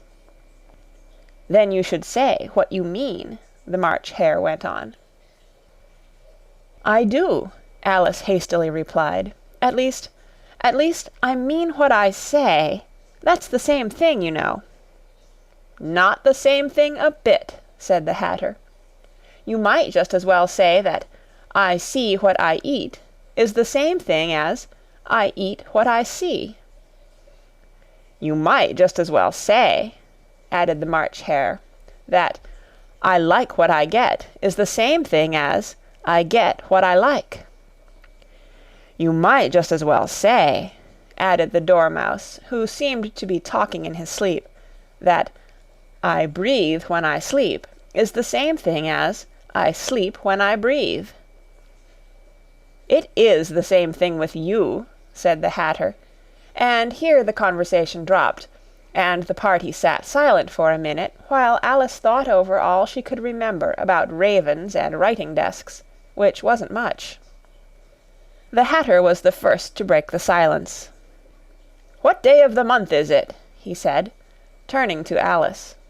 He had taken his watch out of his pocket and was looking at it uneasily, shaking it every now and then, and holding it to his ear. Alice considered a little, and then said, "The 4th." "2 days wrong," sighed the Hatter. "I told you butter wouldn't suit the works," he added, looking angrily at the March Hare. "It was the best butter," the March Hare meekly replied. "Yes, but some crumbs must have got in as well," the Hatter grumbled. "You shouldn't have put it in with the bread knife." The March Hare took the watch and looked at it gloomily. Then he dipped it into his cup of tea and looked at it again, but he could think of nothing better to say than his first remark. "It was the best butter, you know." Alice had been looking over his shoulder with some curiosity. "What a funny watch," she remarked. "It tells the day of the month, and doesn't tell what o'clock it is." "Why should it?" muttered the Hatter. "Does your watch tell you what year it is?" "Of course not," Alice replied very readily. "But that's because it stays the same year for such a long time together." "Which is just the case with mine," said the Hatter. Alice felt dreadfully puzzled. The Hatter's remark seemed to have no sort of meaning in it, and yet it was certainly English. "I don't quite understand you," she said, as politely as she could. "The Dormouse is asleep again," said the Hatter, and he poured a little hot tea upon its nose. The Dormouse shook its head impatiently, and said, without opening its eyes, Of course, just what I was going to remark myself." "Have you guessed the riddle yet?" the Hatter said, turning to Alice again. "No, I give it up," Alice replied. "What's the answer?" "I haven't the slightest idea," said the Hatter. "Nor I," said the March Hare. Alice sighed wearily. "I think you might do something better with the time," she said, "than waste it in asking riddles that have no answers." "If you knew time as well as I do," said the Hatter, "you wouldn't talk about wasting it. It's him." "I don't know what you mean," said Alice.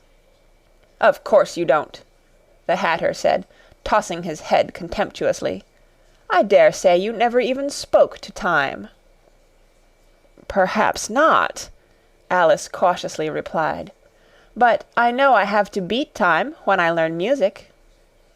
"Ah, that accounts for it," said the Hatter. "He won't stand beating. Now, if you only kept on good terms with him, he'd do almost anything you liked with the clock. For instance, suppose it were 9 o'clock in the morning, just time to begin lessons. You'd only have to whisper a hint to time, and round goes the clock in a twinkling. 1:30, time for dinner." "I only wish it was," the March Hare said to itself in a whisper. "That would be grand, certainly," said Alice thoughtfully. "But then I shouldn't be hungry for it, you know." "Not at first, perhaps," said the Hatter. "But you could keep it to 1:30 as long as you liked." "Is that the way you manage?" Alice asked. The Hatter shook his head mournfully. "Not I," he replied. "We quarrelled last March, just before he went mad, you know," pointing with his teaspoon at the March Hare. "It was at the great concert given by the Queen of Hearts, and I had to sing, 'Twinkle, twinkle, little bat, how I wonder what you're at.' You know the song, perhaps?" "I've heard something like it," said Alice. "It goes on, you know," the Hatter continued, "in this way: Up above the world you fly, like a tea-tray in the sky, twinkle, twinkle."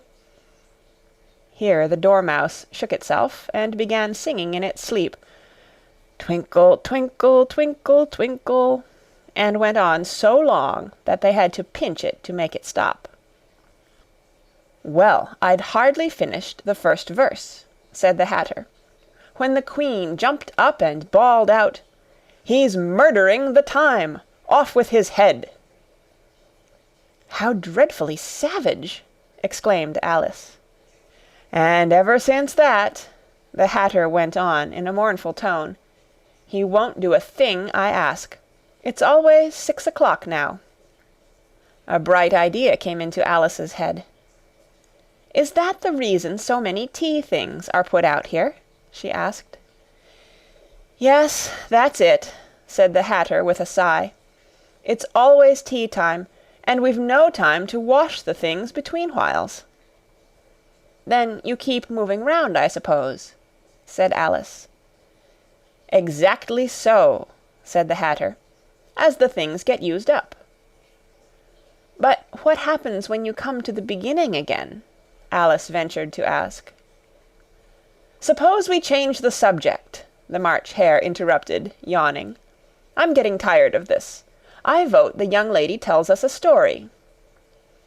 "I'm afraid I don't know one," said Alice, rather alarmed at the proposal. "Then the Dormouse shall," they both cried. "Wake up, Dormouse!" and they pinched it on both sides at once. The Dormouse slowly opened his eyes. "I wasn't asleep," he said in a hoarse, feeble voice. "I heard every word you fellows were saying." "Tell us a story," said the March Hare. "Yes, please do," pleaded Alice. "And be quick about it," added the Hatter, "or you'll be asleep again before it's done." "Once upon a time there were 3 little sisters," the Dormouse began in a great hurry. "And their names were Elsie, Lacie, and Tilly, and they lived at the bottom of a well." "What did they live on?" said Alice, who always took a great interest in questions of eating and drinking. "They lived on treacle," said the Dormouse, after thinking a minute or two. "They couldn't have done that, you know," Alice gently remarked. "They'd have been ill." "So they were," said the Dormouse. "Very ill." Alice tried to fancy to herself what such an extraordinary way of living would be like, but it puzzled her too much, so she went on, "But why did they live at the bottom of a well?" "Take some more tea," the March Hare said to Alice very earnestly. "I've had nothing yet," Alice replied in an offended tone, "so I can't take more." "You mean you can't take less," said the Hatter. "It's very easy to take more than nothing." "Nobody asked your opinion," said Alice. "Who's making personal remarks now?" the Hatter asked triumphantly. Alice did not quite know what to say to this, so she helped herself to some tea and bread and butter, and then turned to the Dormouse and repeated her question. Why did they live at the bottom of a well? The Dormouse again took a minute or two to think about it, and then said, "It was a treacle well." "There's no such thing," Alice was beginning very angrily, but the Hatter and the March Hare went, "Shh, shh," and the Dormouse sulkily remarked, "If you can't be civil, you'd better finish the story for yourself." "No, please go on," Alice said very humbly. "I won't interrupt again. I dare say there may be one." "One indeed," said the Dormouse indignantly. However, he consented to go on. "And so these three little sisters, they were learning to draw, you know." "What did they draw?" said Alice, quite forgetting her promise. "Treacle," said the Dormouse, without considering at all this time. "I want a clean cup," interrupted the Hatter. "Let's all move one place on." He moved on as he spoke, and the Dormouse followed him. The March Hare moved into the Dormouse's place, and Alice rather unwillingly took the place of the March Hare. The Hatter was the only one who got any advantage from the change, and Alice was a good deal worse off than before, as the March Hare had just upset the milk jug into his plate. Alice did not wish to offend the Dormouse again, so she began very cautiously. "But I don't understand. Where did they draw the treacle from?" "You can draw water out of a water well," said the Hatter. "So I should think you could draw treacle out of a treacle well, eh, stupid?" "But they were in the well," Alice said to the Dormouse, not choosing to notice this last remark. "Of course they were," said the Dormouse. "Well in." This answer so confused poor Alice that she let the Dormouse go on for some time without interrupting it. "They were learning to draw," the Dormouse went on, yawning and rubbing its eyes, for it was getting very sleepy. "And they drew all manner of things, everything that begins with an M." "Why with an M?" said Alice. "Why not?" said the March Hare. Alice was silent. The Dormouse had closed its eyes by this time, and was going off into a doze, but on being pinched by the Hatter, it woke up again with a little shriek, and went on. "That begins with an M, such as mousetraps, and the moon, and memory, and muchness. You know you say things are much of a muchness. Did you ever see such a thing as a drawing of a muchness?" "Really, now you ask me," said Alice, very much confused, "I don't think—" "Then you shouldn't talk," said the Hatter. This piece of rudeness was more than Alice could bear.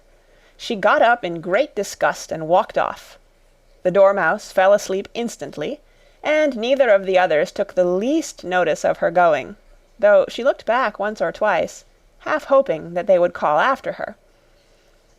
The last time she saw them, they were trying to put the Dormouse into the teapot. "At any rate, I'll never go there again," said Alice, as she picked her way through the wood. It's the stupidest tea-party I ever was at in all my life." Just as she said this, she noticed that one of the trees had a door leading right into it. "That's very curious," she thought, "but everything's curious today. I think I may as well go in at once." And in she went. Once more she found herself in the long hall, and close to the little glass table. "Now I'll manage better this time," she said to herself, and began by taking the little golden key and unlocking the door that led into the garden.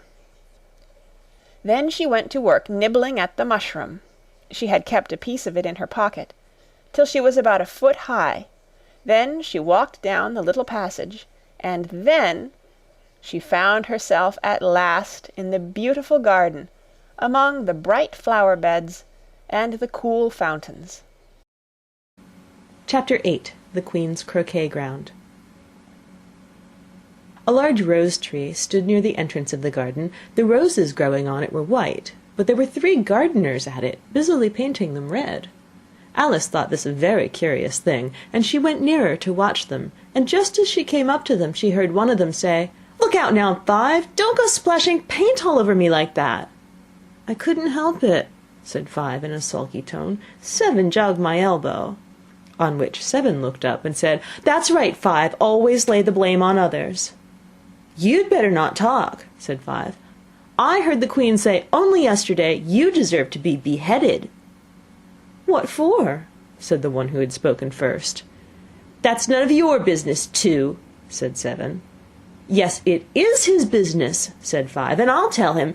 It was for bringing the cook tulip roots instead of onions." Seven flung down his brush, and had just begun, "Well, of all the unjust things," when his eye chanced to fall upon Alice as she stood watching them, and he checked himself suddenly. The others looked round also, and all of them bowed low. "Would you tell me," said Alice a little timidly, "why are you painting those roses?" Five and Seven said nothing, but looked at Two.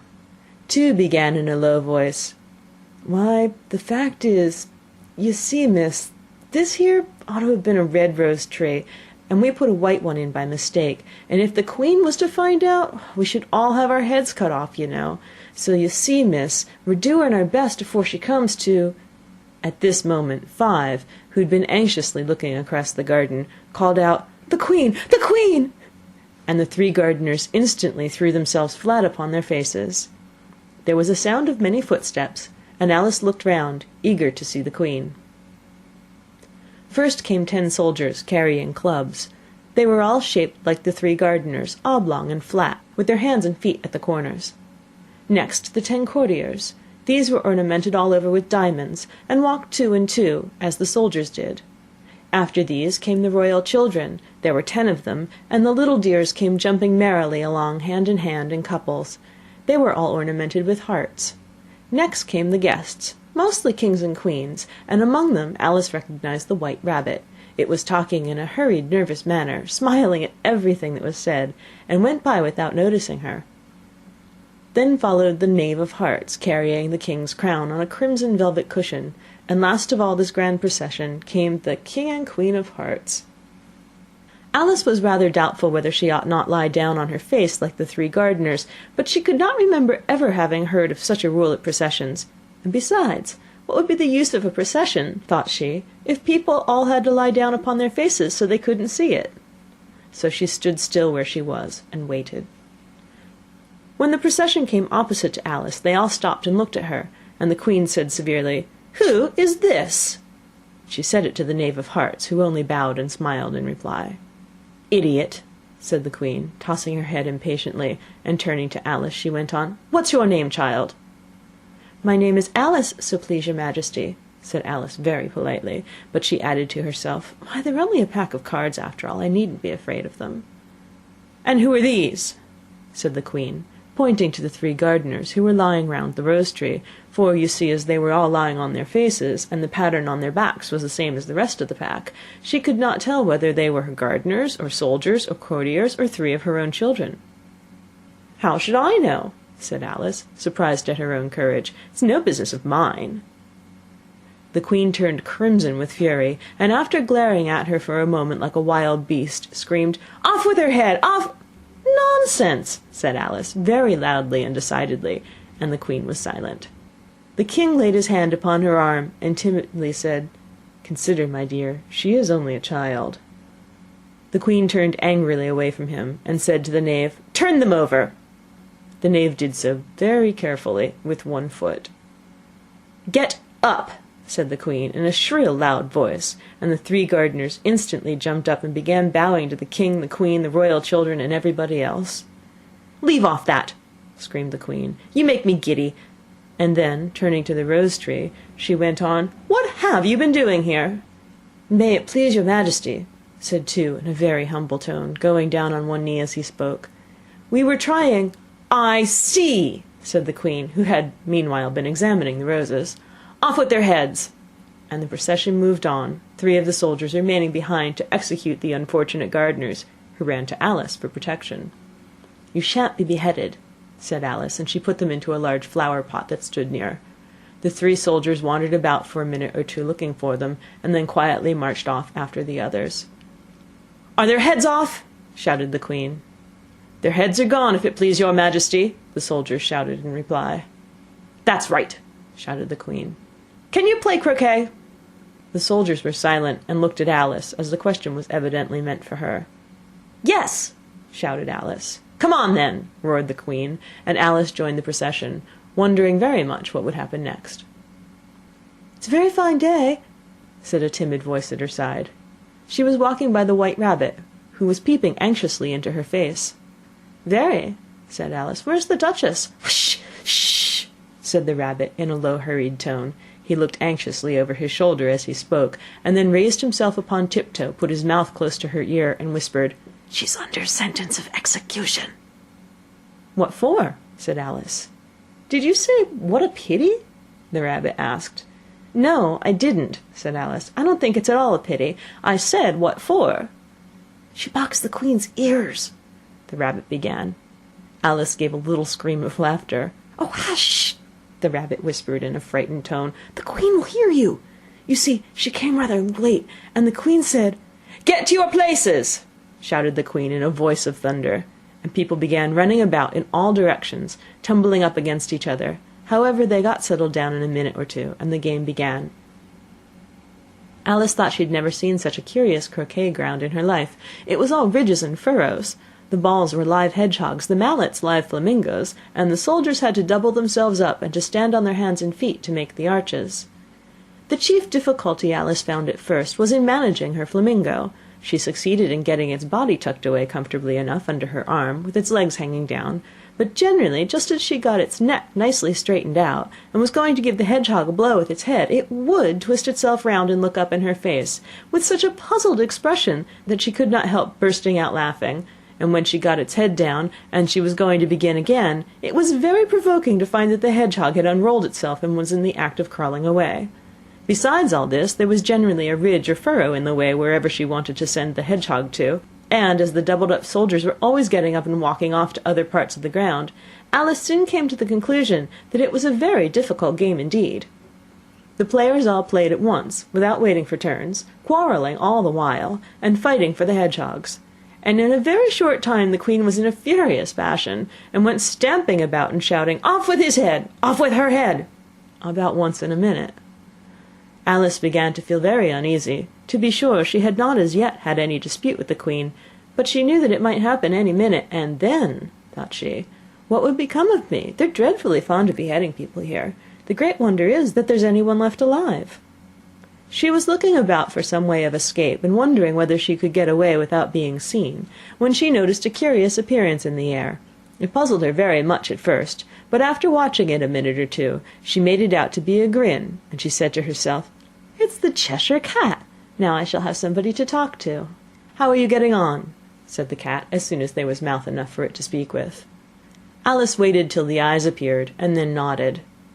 "It's no use speaking to it," she thought, "till its ears have come, or at least one of them." In another minute the whole head appeared, and then Alice put down her flamingo, and began an account of the game, feeling very glad she had someone to listen to her. The cat seemed to think that there was enough of it now in sight, and no more of it appeared. "I don't think they play at all fairly," Alice began, in rather a complaining tone. "And they all quarrel so dreadfully one can't hear oneself speak. And they don't seem to have any rules in particular. At least, if there are, nobody attends to them. And you've no idea how confusing it is, all the things being alive. For instance, there's the arch I've got to go through next, walking about at the other end of the ground. And I should have croqueted the Queen's hedgehog just now, only it ran away when it saw mine coming." "How do you like the Queen?" said the cat in a low voice. "Not at all," said Alice. "She's so extremely—" Just then she noticed that the Queen was close behind her, listening, so she went on, "likely to win, that it's hardly worth while finishing the game." The Queen smiled and passed on. "Who are you talking to?" said the King, going up to Alice and looking at the cat's head with great curiosity. "It's a friend of mine, a Cheshire cat," said Alice. "Allow me to introduce it." "I don't like the look of it at all," said the King. "However, it may kiss my hand if it likes." "I'd rather not," the cat remarked. "Don't be impertinent," said the King, "and don't look at me like that." He got behind Alice as he spoke. "A cat may look at a king," said Alice. "I've read that in some book, but I don't remember where." "Well, it must be removed," said the King very decidedly, and he called the Queen, who was passing at the moment. "My dear, I wish you would have this cat removed." The Queen had only one way of settling all difficulties, great or small. "Off with his head," she said, without even looking round. "I'll fetch the executioner myself," said the King eagerly, and he hurried off. Alice thought she might as well go back and see how the game was going on, as she heard the Queen's voice in the distance screaming with passion. She'd already heard her sentence 3 of the players to be executed for having missed their turns, and she did not like the look of things at all, as the game was in such confusion that she never knew whether it was her turn or not, so she went in search of her hedgehog. The hedgehog was engaged in a fight with another hedgehog, which seemed to Alice an excellent opportunity for croqueting one of them with the other. The only difficulty was that her flamingo was gone across to the other side of the garden, where Alice could see it trying in a helpless sort of way to fly up into a tree. By the time she had caught the flamingo and brought it back, the fight was over, and both the hedgehogs were out of sight. "But it doesn't matter much," thought Alice, "as all the arches are gone from this side of the ground." So she tucked it away under her arm, that it might not escape again, and went back for a little more conversation with her friend. When she got back to the Cheshire Cat, she was surprised to find quite a large crowd collected around it. There was a dispute going on between the executioner, the King, and the Queen, who were all talking at once, while all the rest were quite silent and looked very uncomfortable. The moment Alice appeared, she was appealed to by all three to settle the question, and they repeated their arguments to her, though, as they all spoke at once, she found it very hard indeed to make out exactly what they said. The executioner's argument was, you couldn't cut off a head unless there was a body to cut it off from, that he had never had to do such a thing before, and he wasn't going to begin at his time of life. The King's argument was that anything that had a head could be beheaded, and that you weren't to talk nonsense. The Queen's argument was that if something wasn't done about it in less than no time, she'd had everybody executed all around. It was this last remark that had made the whole party look so grave and anxious. Alice could think of nothing else to say, but "It belongs to the Duchess. You better ask her about it." "She's in prison," the Queen said to the executioner. "Fetch her here." And the executioner went off like an arrow. The cat's head began fading away the moment he was gone, and by the time he had come back with the Duchess, it had entirely disappeared, so the King and the executioner ran wildly up and down looking for it, while the rest of the party went back to the game. Chapter 9. The Mock Turtle's Story. "You can't think how glad I am to see you again, you dear old thing," said the Duchess, as she tucked her arm affectionately into Alice's, and they walked off together. Alice was very glad to find her in such a pleasant temper, and thought to herself that perhaps it was only the pepper that had made her so savage when they met in the kitchen. "When I'm a Duchess," she said to herself, not in a very hopeful tone, though, "I won't have any pepper in my kitchen at all. Soup does very well without. Maybe it's always pepper that makes people hot-tempered," she went on, very much pleased at having found out a new kind of rule. "And vinegar that makes them sour, and chamomile that makes them bitter, and and barley sugar and such things that make children sweet-tempered. I only wish people knew that. Then they wouldn't be so stingy about it, you know." She had quite forgotten the Duchess by this time, and was a little startled when she heard her voice close to her ear. "You're thinking about something, my dear, and that makes you forget to talk. I can't tell you just now what the moral of that is, but I shall remember it in a bit." "Perhaps it hasn't one," Alice ventured to remark. "Tut, tut, child," said the Duchess. "Everything's got a moral, if only you can find it."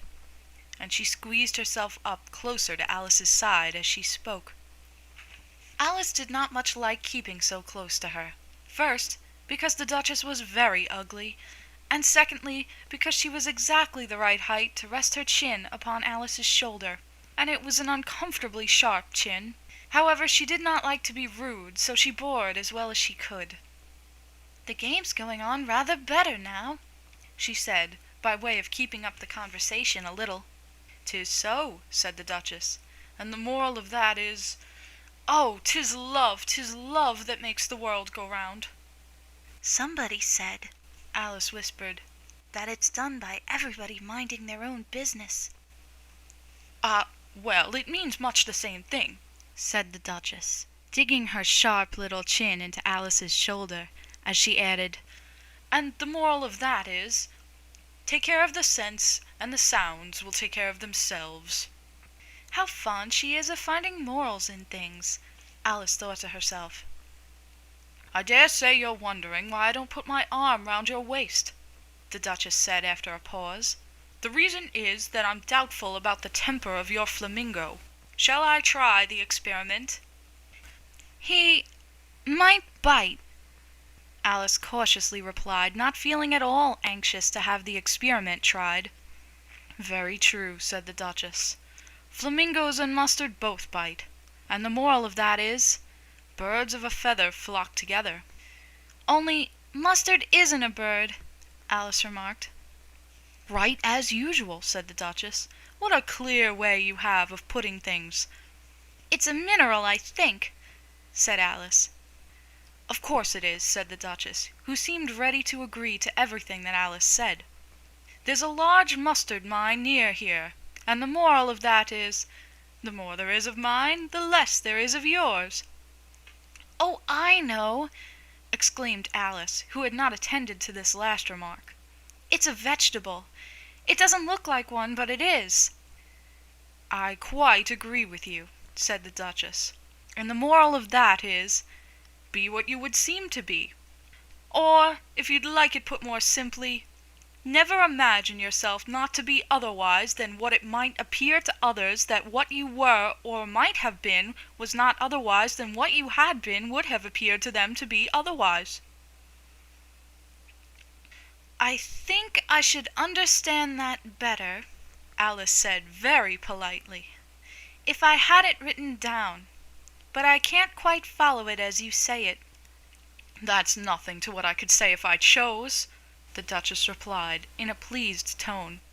"Pray, don't trouble yourself to say it any longer than that," said Alice. "Oh, don't talk about trouble," said the Duchess. "I make you a present of everything I've said as yet." "A cheap sort of present," thought Alice. "I'm glad they don't give birthday presents like that." But she did not venture to say it out loud. "Thinking again?" the Duchess asked, with another dig of her sharp little chin. "I've a right to think," said Alice sharply, for she was beginning to feel a little worried. "Just about as much right," said the Duchess, "as pigs have to fly. And the moral—" But here, to Alice's great surprise, the Duchess's voice died away, even in the middle of her favorite word, moral, and the arm that was linked into hers began to tremble.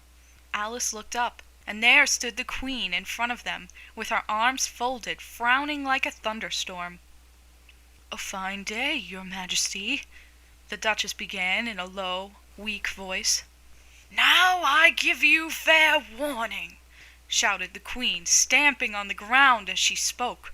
"Either you or your head must be off, and that in about half no time. Take your choice." The Duchess took her choice and was gone in a moment. "Let's go on with the game," the Queen said to Alice, and Alice was too much frightened to say a word, but slowly followed her back to the croquet ground. The other guests had taken advantage of the Queen's absence, and were resting in the shade. However, the moment they saw her, they hurried back to the game, the Queen merely remarking that a moment's delay would cost them their lives. All the time they were playing, the Queen never left off quarreling with the other players, and shouting, "Off with his head!" or "Off with her head!" Those whom she sentenced were taken into custody by the soldiers, who, of course, had to leave off being archers to do this, so that by the end of half an hour or so there were no archers left, and all the players except the King, the Queen, and Alice were in custody and under sentence of execution. Then the Queen left off, quite out of breath, and said to Alice, "Have you seen the Mock Turtle yet?" "No," said Alice. "I don't even know what a Mock Turtle is." "It's the thing Mock Turtle soup is made from," said the Queen.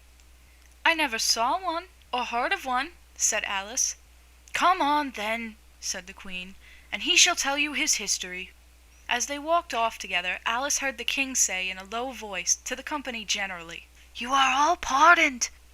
"Come, that's a good thing," she said to herself, for she had felt quite unhappy at the number of executions the Queen had ordered. They very soon came upon a griffin, lying fast asleep in the sun.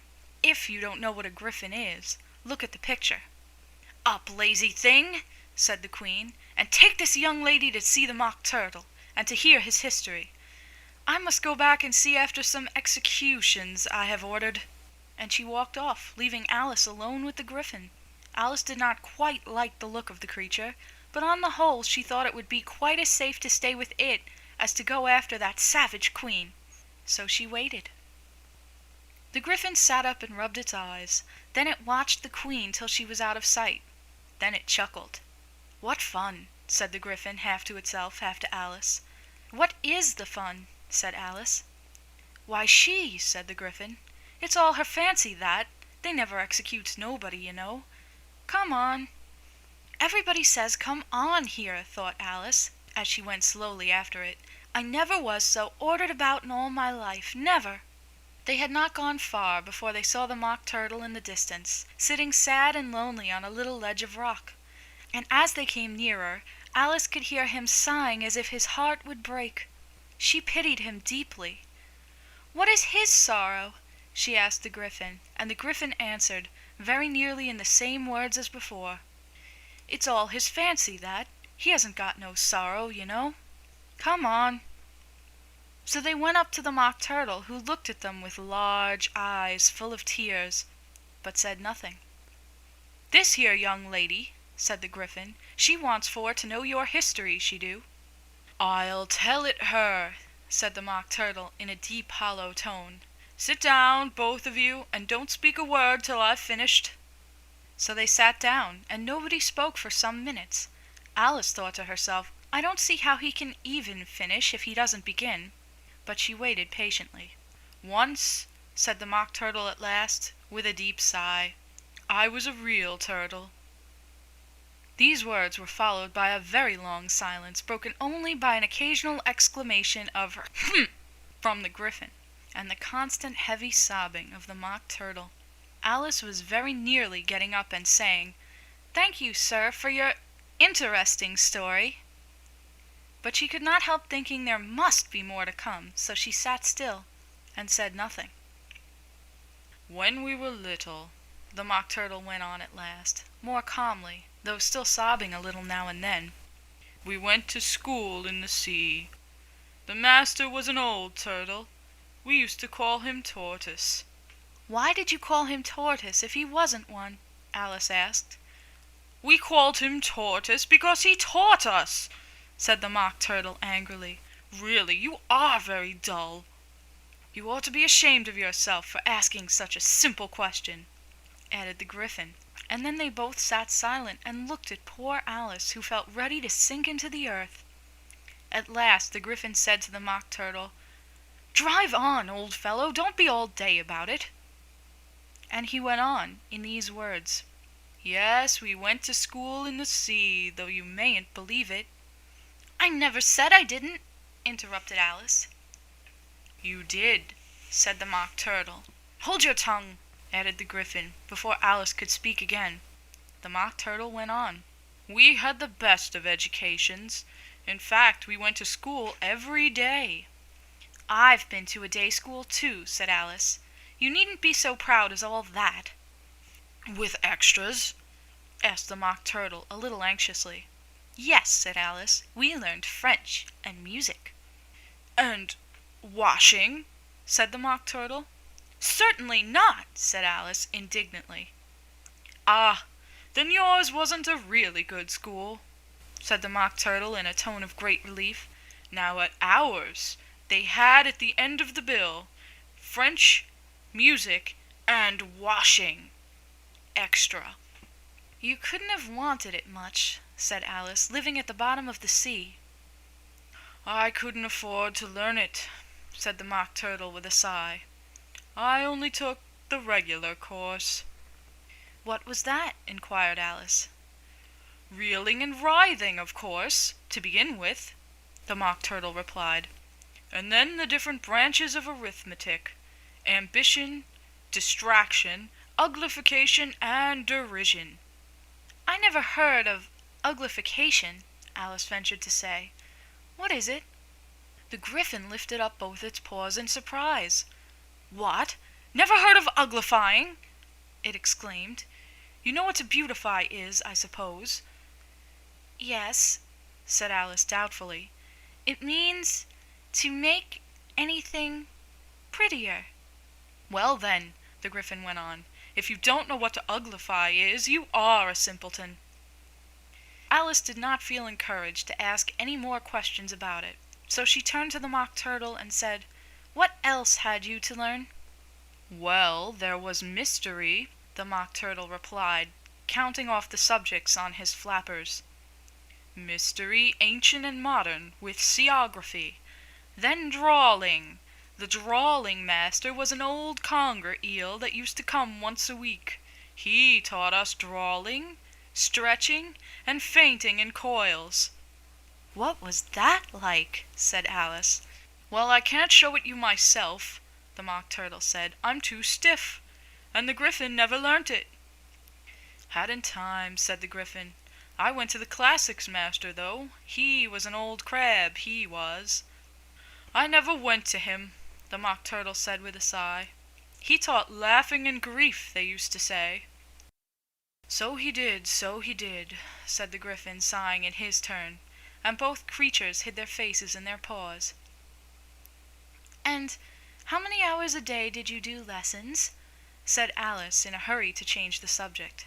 10 hours the first day," said the Mock Turtle, 9 the next, and so on." "What a curious plan!" exclaimed Alice. "That's the reason they are called lessons," the Gryphon remarked, "because they lessen from day to day." This was quite a new idea to Alice, and she thought it over a little before she made her next remark. "Then the 11th day must have been a holiday?" "Of course it was," said the Mock Turtle. "And how did you manage on the 12th?" Alice went on eagerly. "That's enough about lessons," the Gryphon interrupted in a very decided tone. "Tell her something about the games now." Chapter 10. The Lobster Quadrille. The Mock Turtle sighed deeply and drew the back of one flapper across his eyes. He looked at Alice and tried to speak, but for a minute or two sobs choked his voice. "Same as if he had a bone in his throat," said the Gryphon, and it set to work shaking him and punching him in the back. At last the Mock Turtle recovered his voice, and, with tears running down his cheeks, he went on again. "You may not have lived much under the sea." "I haven't," said Alice. "And perhaps you were never even introduced to a lobster." Alice began to say, "I once tasted," but checked herself hastily and said, "No, never." "So you can have no idea what a delightful thing a lobster quadrille is." "No, indeed," said Alice. "What sort of a dance is it?" "Why," said the Gryphon, "you first form into a line along the seashore." "Two lines!" cried the Mock Turtle. "Seals, turtles, salmon, and so on. Then, when you've cleared all the jellyfish out of the way—" "That generally takes some time," interrupted the Gryphon.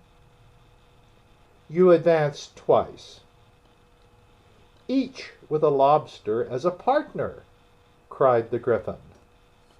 "Of course," the Mock Turtle said. "Advance twice, set to partners. Change lobsters and retire in the same order," continued the Gryphon. "Then, you know," the Mock Turtle went on, "you throw the lobsters," shouted the Gryphon, with a bound into the air, "as far out to sea as you can." "Swim after them!" screamed the Gryphon. "Turn a somersault in the sea!" cried the Mock Turtle, capering wildly about. "Change lobsters again!" yelled the Gryphon at the top of his voice. "Back to land again! And that's all the first figure," said the Mock Turtle, suddenly dropping his voice, and the two creatures, who had been jumping about like mad things all this time, sat down again very sadly and quietly, and looked at Alice. "It must be a very pretty dance," said Alice timidly. "Would you like to see a little of it?" said the Mock Turtle. "Very much indeed," said Alice.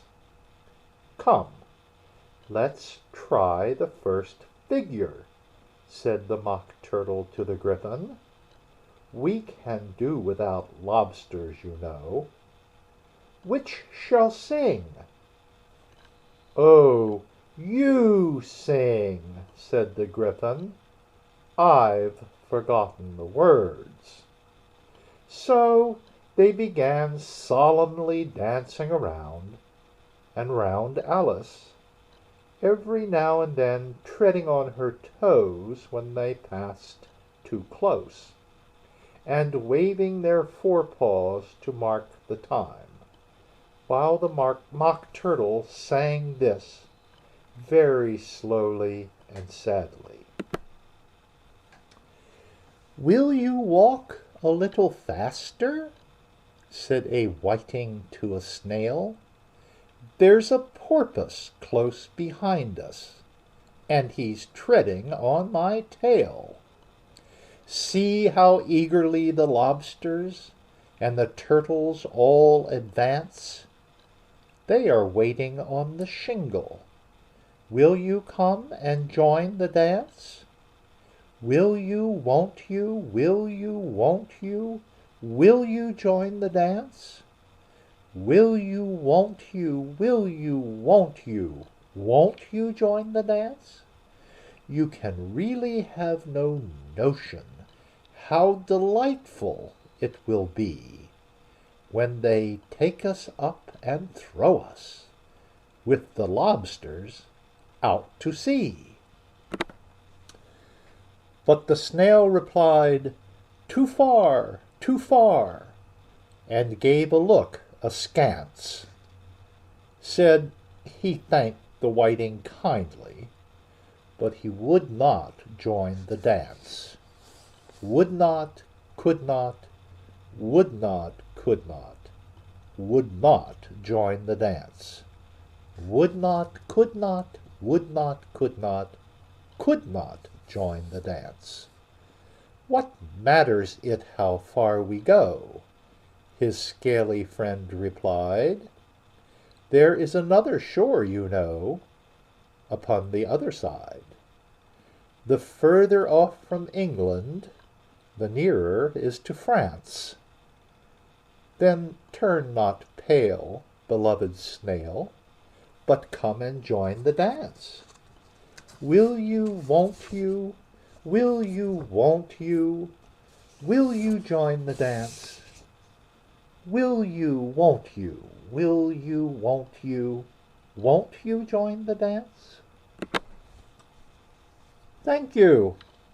It's a very interesting dance to watch," said Alice, feeling very glad that it was over at last. "And I do so like that curious song about the whiting." "Oh, as to the whiting," said the Mock Turtle, you've seen them, of course." "Yes," said Alice, "I've often seen them at She checked herself hastily.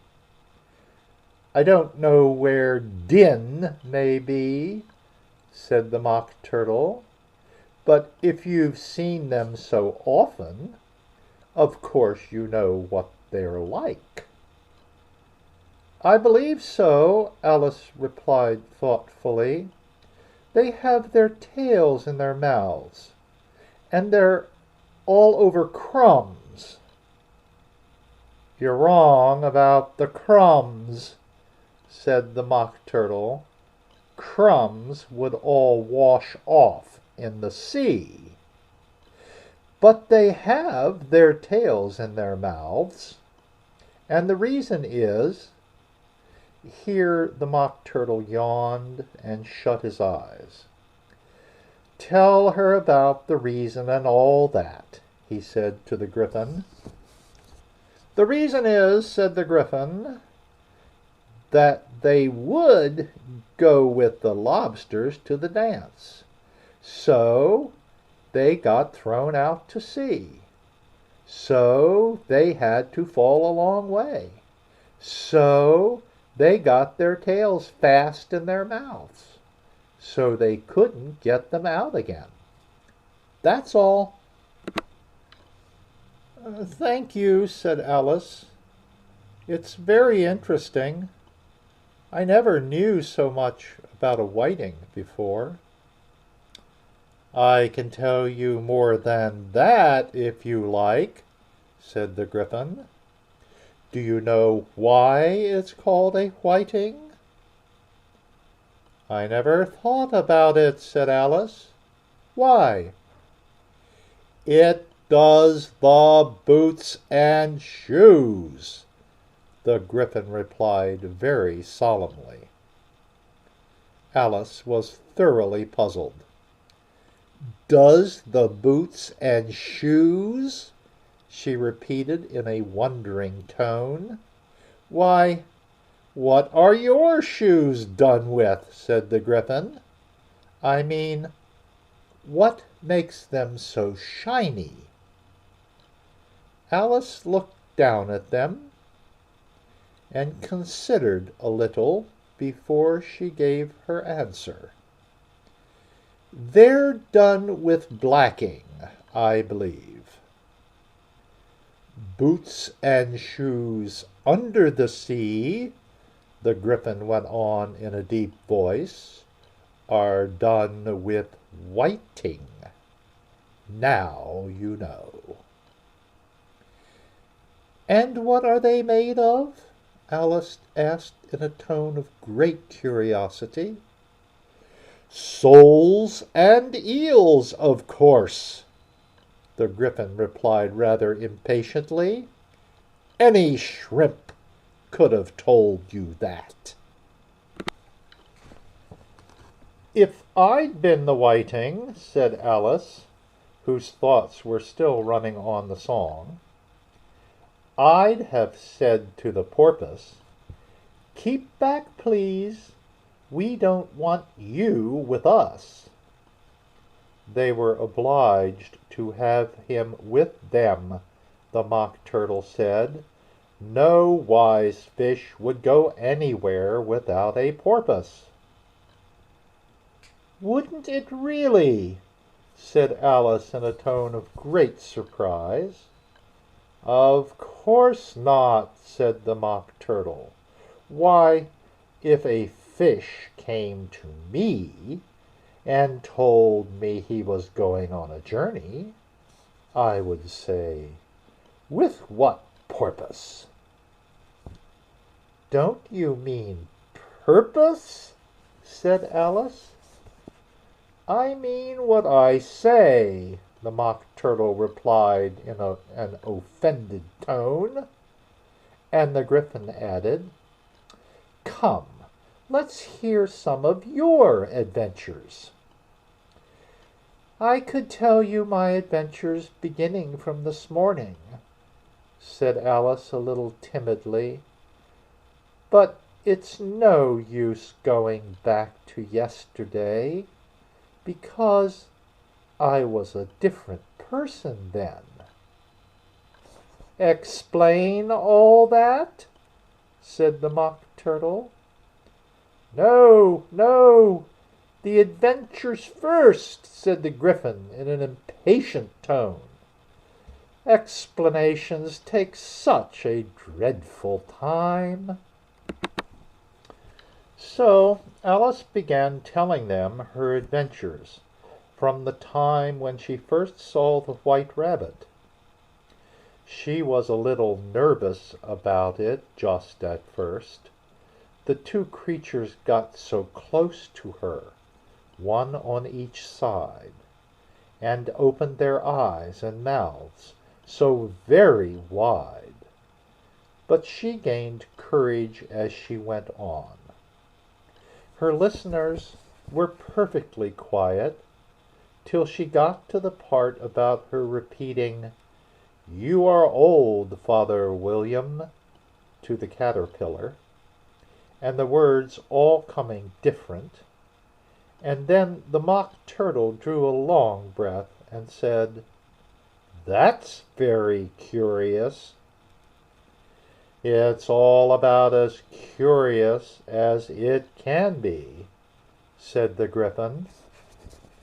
"It all came different," the Mock Turtle repeated thoughtfully. "I should like to hear her try and repeat something now. Tell her to begin."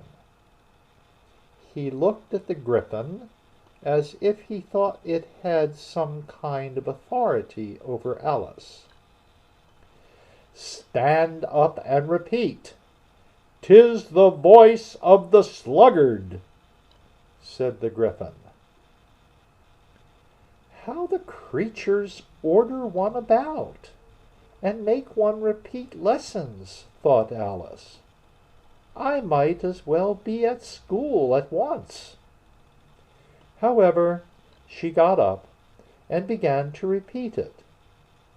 But her head was so full of the lobster quadrille that she hardly knew what she was saying, and the words came very queer indeed. "'Tis the voice of the lobster," I heard him declare. "You have baked me too brown. I must sugar my hair. As a duck with its eyelids, so he with his nose trims his belt and his buttons, and turns out his toes. When the sands are all dry, he is gay as a lark, and will talk in contemptuous tones of the shark. But when the tide rises and sharks are around, his voice has a timid and tremulous sound." "That's different from what I used to say when I was a child," said the Gryphon.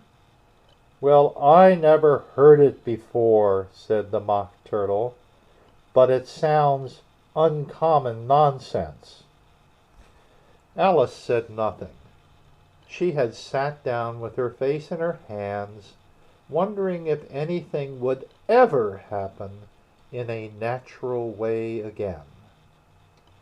"I should like to have it explained," said the Mock Turtle.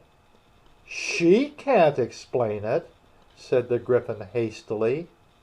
"Go on with the next verse." "But about his toes," the Mock Turtle persisted. "How could he turn them out with his nose, you know?" "It's the first position in dancing," Alice said, but was dreadfully puzzled by the whole thing, and longed to change the subject. "Go on with the next verse," the Gryphon repeated impatiently. "It begins, 'I passed by his garden.'"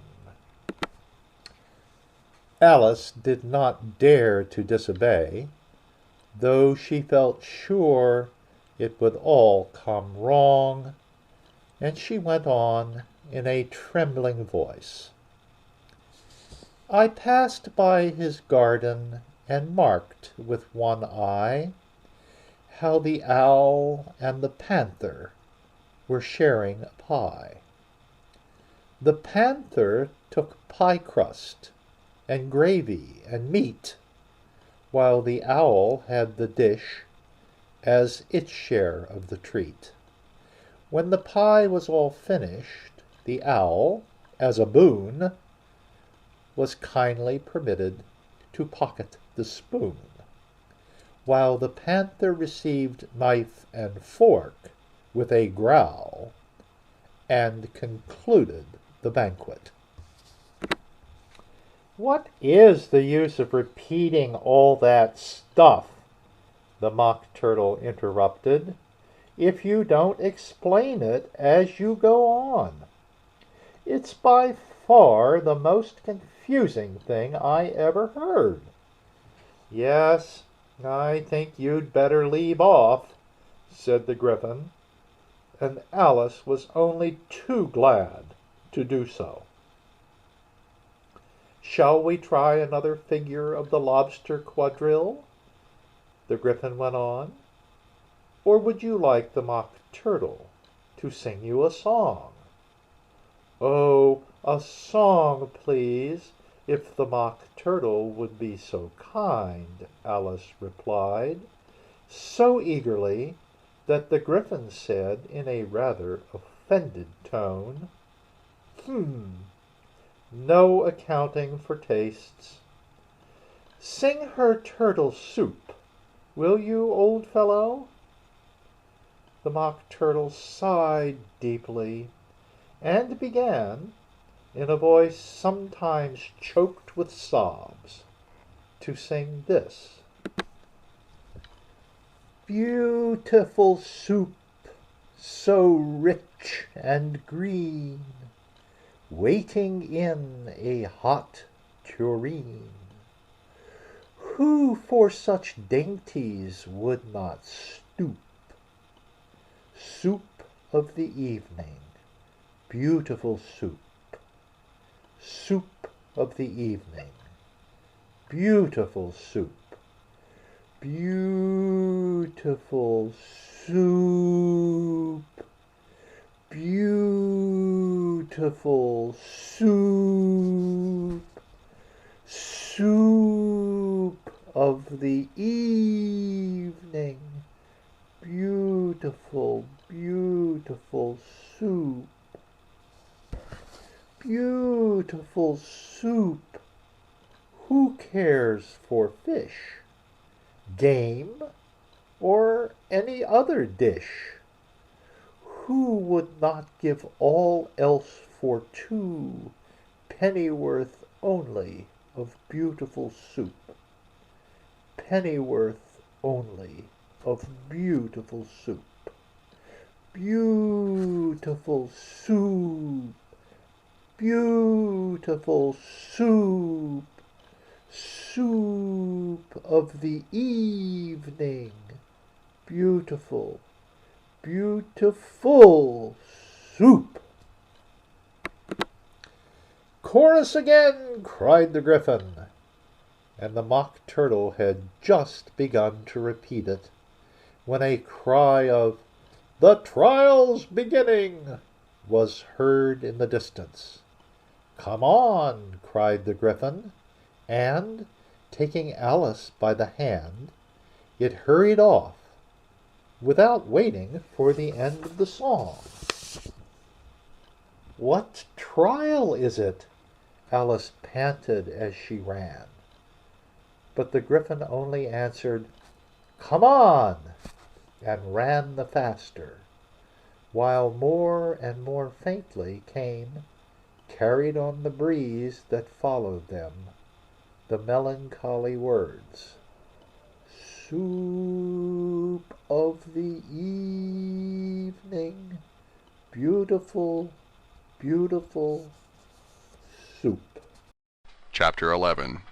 The King and Queen of Hearts were seated on their throne when they arrived, with a great crowd assembled about them, all sorts of little birds and beasts, as well as a whole pack of cards. The knave was standing before them in chains, with a soldier on each side to guard him, and near the king was the white rabbit, with a trumpet in one hand and a scroll of parchment in the other. In the very middle of the court was a table, with a large dish of tarts upon it. They looked so good that it made Alice quite hungry to look at them.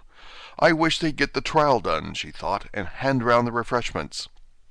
But there seemed to be no chance of this, so she began looking at everything about her to pass away the time.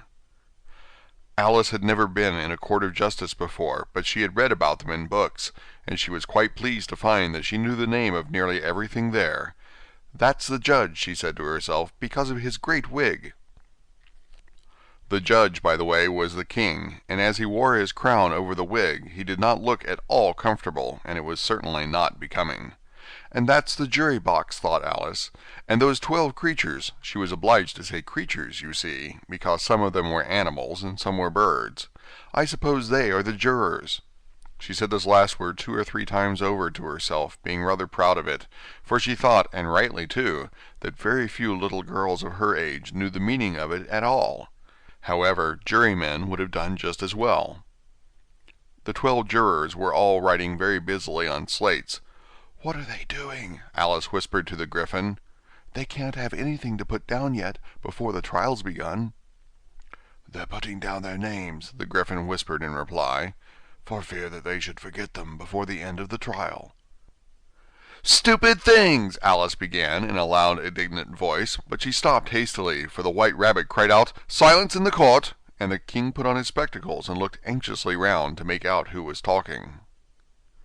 Alice could see, as well as if she were looking over their shoulders, that all the jurors were writing down "stupid things" on their slates, and she could even make out that one of them didn't know how to spell stupid, and that he had to ask his neighbor to tell him. "A nice muddle their slates'll be in before the trial's over," thought Alice. One of the jurors had a pencil that squeaked. This, of course, Alice could not stand, and she went round the court and got behind him, and very soon found an opportunity of taking it away. She did it so quickly that the poor little juror, it was Bill the lizard, could not make out at all what had become of it, so, after hunting all about for it, he was obliged to write with one finger for the rest of the day, and this was of very little use, as it left no mark on the slate. "Harold, read the accusation," said the king. On this the white rabbit blew 3 blasts on the trumpet, and then unrolled the parchment scroll and read as follows. "The Queen of Hearts, she made some tarts, all on a summer day. The Knave of Hearts, he stole those tarts, and took them quite away." "Consider your verdict," the king said to the jury. "Not yet, not yet," the rabbit hastily interrupted. "There's a great deal to come before that." "Call the first witness," said the king, and the white rabbit blew 3 blasts on the trumpet, and called out, "First witness." The first witness was the Hatter. He came in with a teacup in one hand, and a piece of bread and butter in the other. "I beg pardon, your majesty," he began, "for bringing these in, but I hadn't quite finished my tea when I was sent for." "You ought to have finished," said the king. "When did you begin?" The Hatter looked at the March Hare, who had followed him into the court, arm in arm with the Dormouse. 14th of March, I think it was," he said. "15th," said the March Hare. "16th," added the Dormouse. "Write that down," the king said to the jury, and the jury eagerly wrote down all 3 dates on their slates, and then added them up and reduced the answer to shillings and pence. "Take off your hat," the king said to the Hatter. "It isn't mine," said the Hatter. "Stolen!" the king exclaimed, turning to the jury, who instantly made a memorandum of the fact. "I keep them to sell," the Hatter added as an explanation. "I've none of my own. I'm a hatter." Here the queen put on her spectacles and began staring at the Hatter, who turned pale and fidgeted. "Give your evidence," said the king, "and don't be nervous, or I'll have you executed on the spot." This did not seem to encourage the witness at all. He kept shifting from one foot to the other, looking uneasily at the queen, and in his confusion he bit a large piece out of his teacup instead of the bread and butter. Just at this moment Alice felt a very curious sensation, which puzzled her a good deal until she made out what it was. She was beginning to grow larger again, and she thought at first she would get up and leave the court, but on second thoughts she decided to remain where she was as long as there was room for her. "I wish you wouldn't squeeze so," said the Dormouse, who was sitting next to her. "I can hardly breathe." "I can't help it," said Alice very meekly. "I'm growing." "You've no right to grow here," said the Dormouse. "Don't talk nonsense," said Alice more boldly. "You know you're growing too." "Yes, but I grow at a reasonable pace," said the Dormouse, "not in that ridiculous fashion." And he got up very sulkily and crossed over to the other side of the court.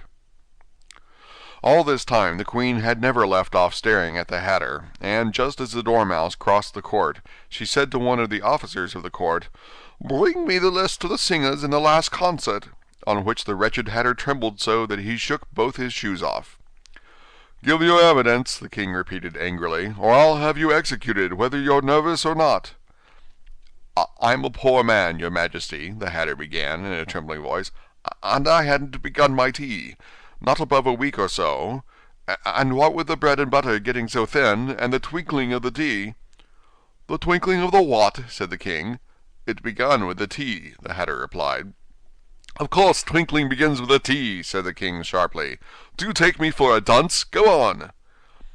"I'm a poor man," the Hatter went on, "and most things twinkled after that, only the March Hare said—" "I didn't," the March Hare interrupted in a great hurry. "You did," said the Hatter. "I deny it," said the March Hare. "He denies it," said the king. "Leave out that part." "Well, at any rate, the Dormouse said," the Hatter went on, looking anxiously round to see if he would deny it too, but the Dormouse denied nothing, being fast asleep. "After that," continued the Hatter, "I cut some more bread and butter." "But what did the Dormouse say?" one of the jury asked. "That I can't remember," said the Hatter. "You must remember," remarked the king, "or I'll have you executed." The miserable Hatter dropped his teacup and bread and butter and went down on one knee. "I'm a poor man, your majesty," he began. "You're a very poor speaker," said the king. Here one of the guinea pigs cheered, and was immediately suppressed by the officers of the court. As that is rather a hard word, I will just explain to you how it was done. They had a large canvas bag, which tied up at the mouth with strings. Into this they slipped the guinea pig head first, and then sat upon it. "I'm glad I've seen that done," thought Alice. "I've so often read in the newspapers at the end of trials there was some attempts at applause which was immediately suppressed by the officers of the court, and I never understood what it meant till now." "If that's all you know about it, you may stand down," continued the king. "I can't go no lower," said the Hatter. "I'm on the floor as it is." "Then you may sit down," the king replied. Here the other guinea pig cheered, and was suppressed. "Come, that finished the guinea pigs," thought Alice. "Now we shall get on better." "I'd rather finish my tea," said the Hatter, with an anxious look at the queen, who was reading the list of singers. "You may go," said the king, and the Hatter hurriedly left the court without even waiting to put his shoes on. "And just take his head off outside," the queen added to one of the officers, but the Hatter was out of sight before the officer could get to the door. "Call the next witness," said the king. The next witness was the Duchess's cook.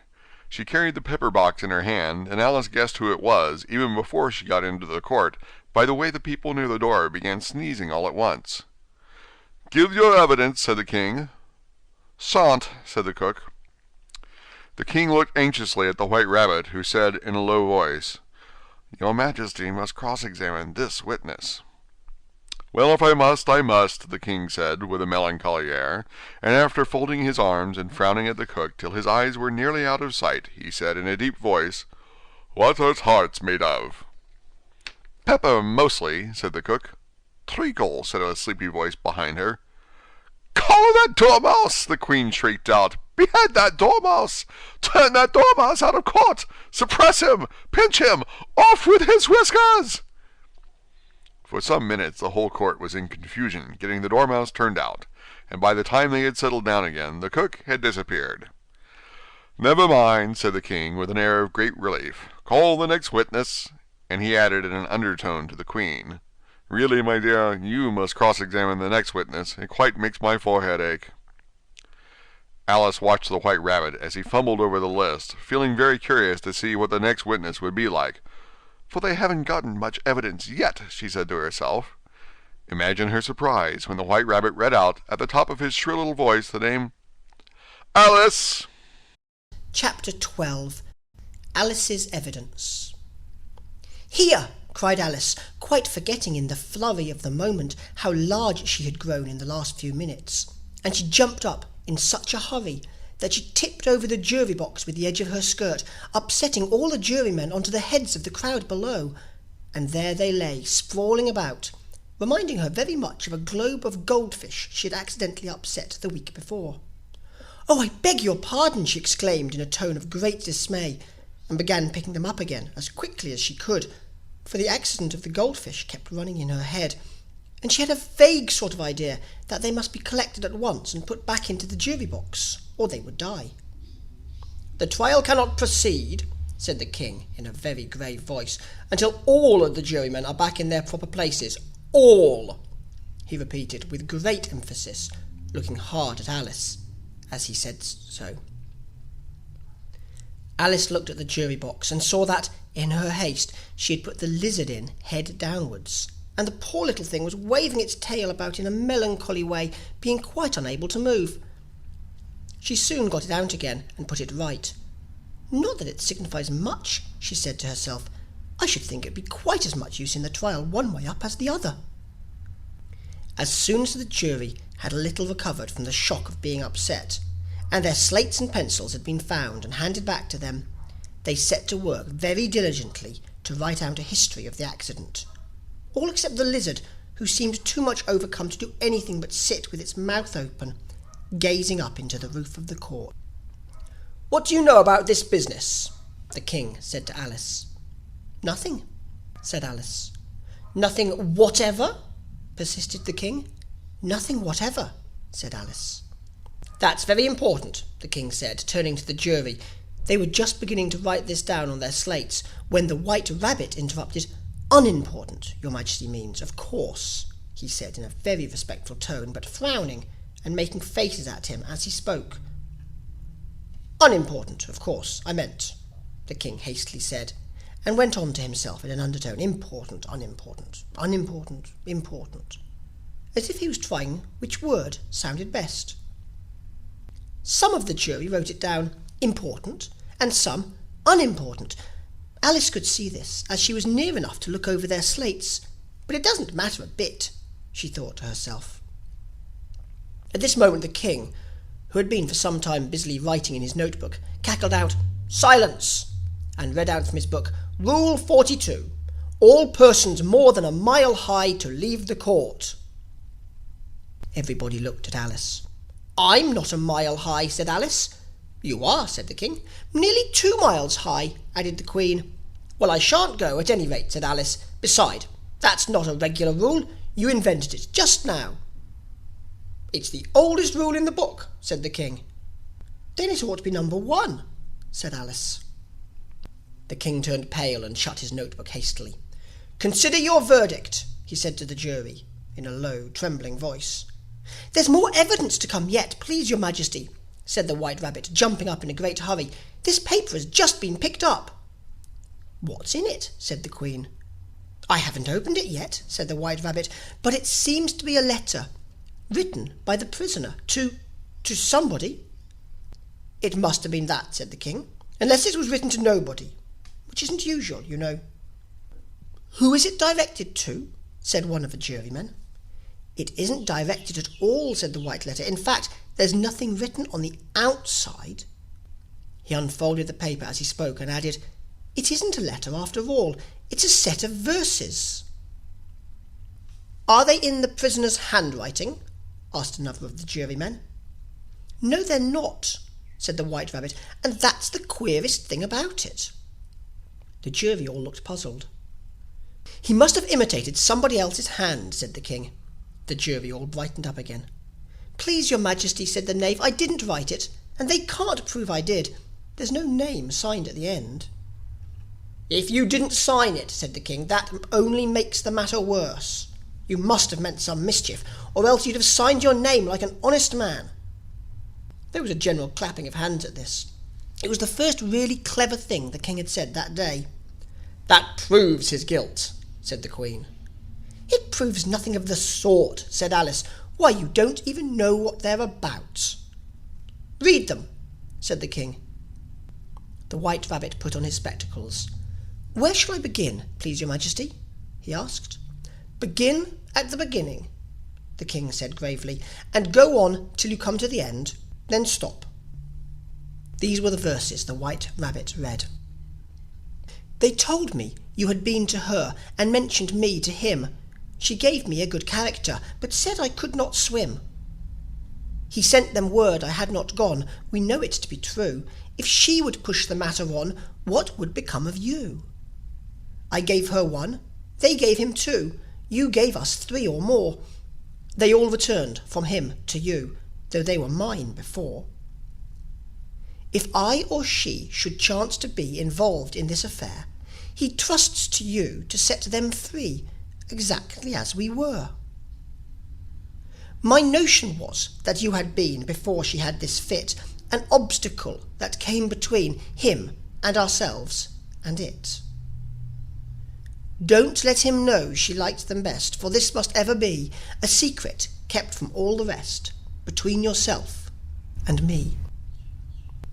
"That's the most important piece of evidence we've heard yet," said the king, rubbing his hands. "And now let the jury, if any one of them can explain it," said Alice.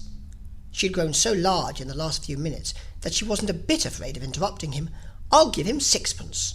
I don't believe there's an atom of meaning in it." The jury all wrote this down on their slates. She doesn't believe there's an atom of meaning in it. But none of them attempted to explain the paper. "If there's no meaning in it," said the king, "that saves a world of trouble, you know, as we needn't try to find any. And yet I don't know," he went on, spreading out the verses on his knee and looking at them all with one eye. "I seem to see some meaning in them, after all. Said I could not swim. You can't swim, can you?" he added, turning to the knave. The knave shook his head sadly. "Do I look like it?" he said, which he certainly did not, being made entirely of cardboard. "All right so far," said the king, and he went on muttering over the verses to himself. "We know it to be true," that's the jury, of course. "I gave her one, they gave him two. Why, that must be what he did with the tarts, you know." "But it goes on, they all returned from him to you," said Alice.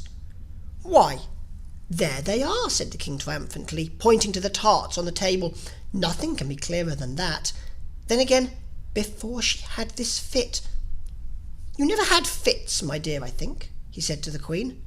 "Never," said the queen furiously, throwing an inkstand at the lizard as she spoke. The unfortunate little Bill had left off writing on his slate with one finger, as he found it made no mark, but he now hastily began again, using the ink that was trickling down his face, as long as it lasted. "Then the words don't fit you," said the king, looking round the court with a smile. There was a dead silence. "It's a pun," the king added in an offended tone, and everybody laughed. "Let the jury consider their verdict," the king said, for about the 20th time that day. "No, no," said the queen. "Sentence first, verdict afterwards." "Stuff and nonsense," said Alice loudly. "The idea of having the sentence first." "Hold your tongue," said the queen, turning purple. "I won't," said Alice. "Off with her head," the queen shouted at the top of her voice. Nobody moved. "Who cares for you?" said Alice. She had grown to her full size by this time. "You're nothing but a pack of cards." At this the whole pack rose up into the air and came flying down upon her. She gave a little scream, half of fright and half of anger, and tried to beat them off, and found herself lying on the bank, with her head in the lap of her sister, who was gently brushing away some dead leaves that had fluttered down from the tree upon her face. "Wake up, Alice dear," said her sister. "Why, what a long sleep you've had." "Oh, I've had such a curious dream," said Alice. And she told her sister, as well as she could remember them, all these strange adventures of hers that you have just been reading about. And when she had finished, her sister kissed her and said, "It was a curious dream, dear, certainly. But now run into your tea, it's getting late."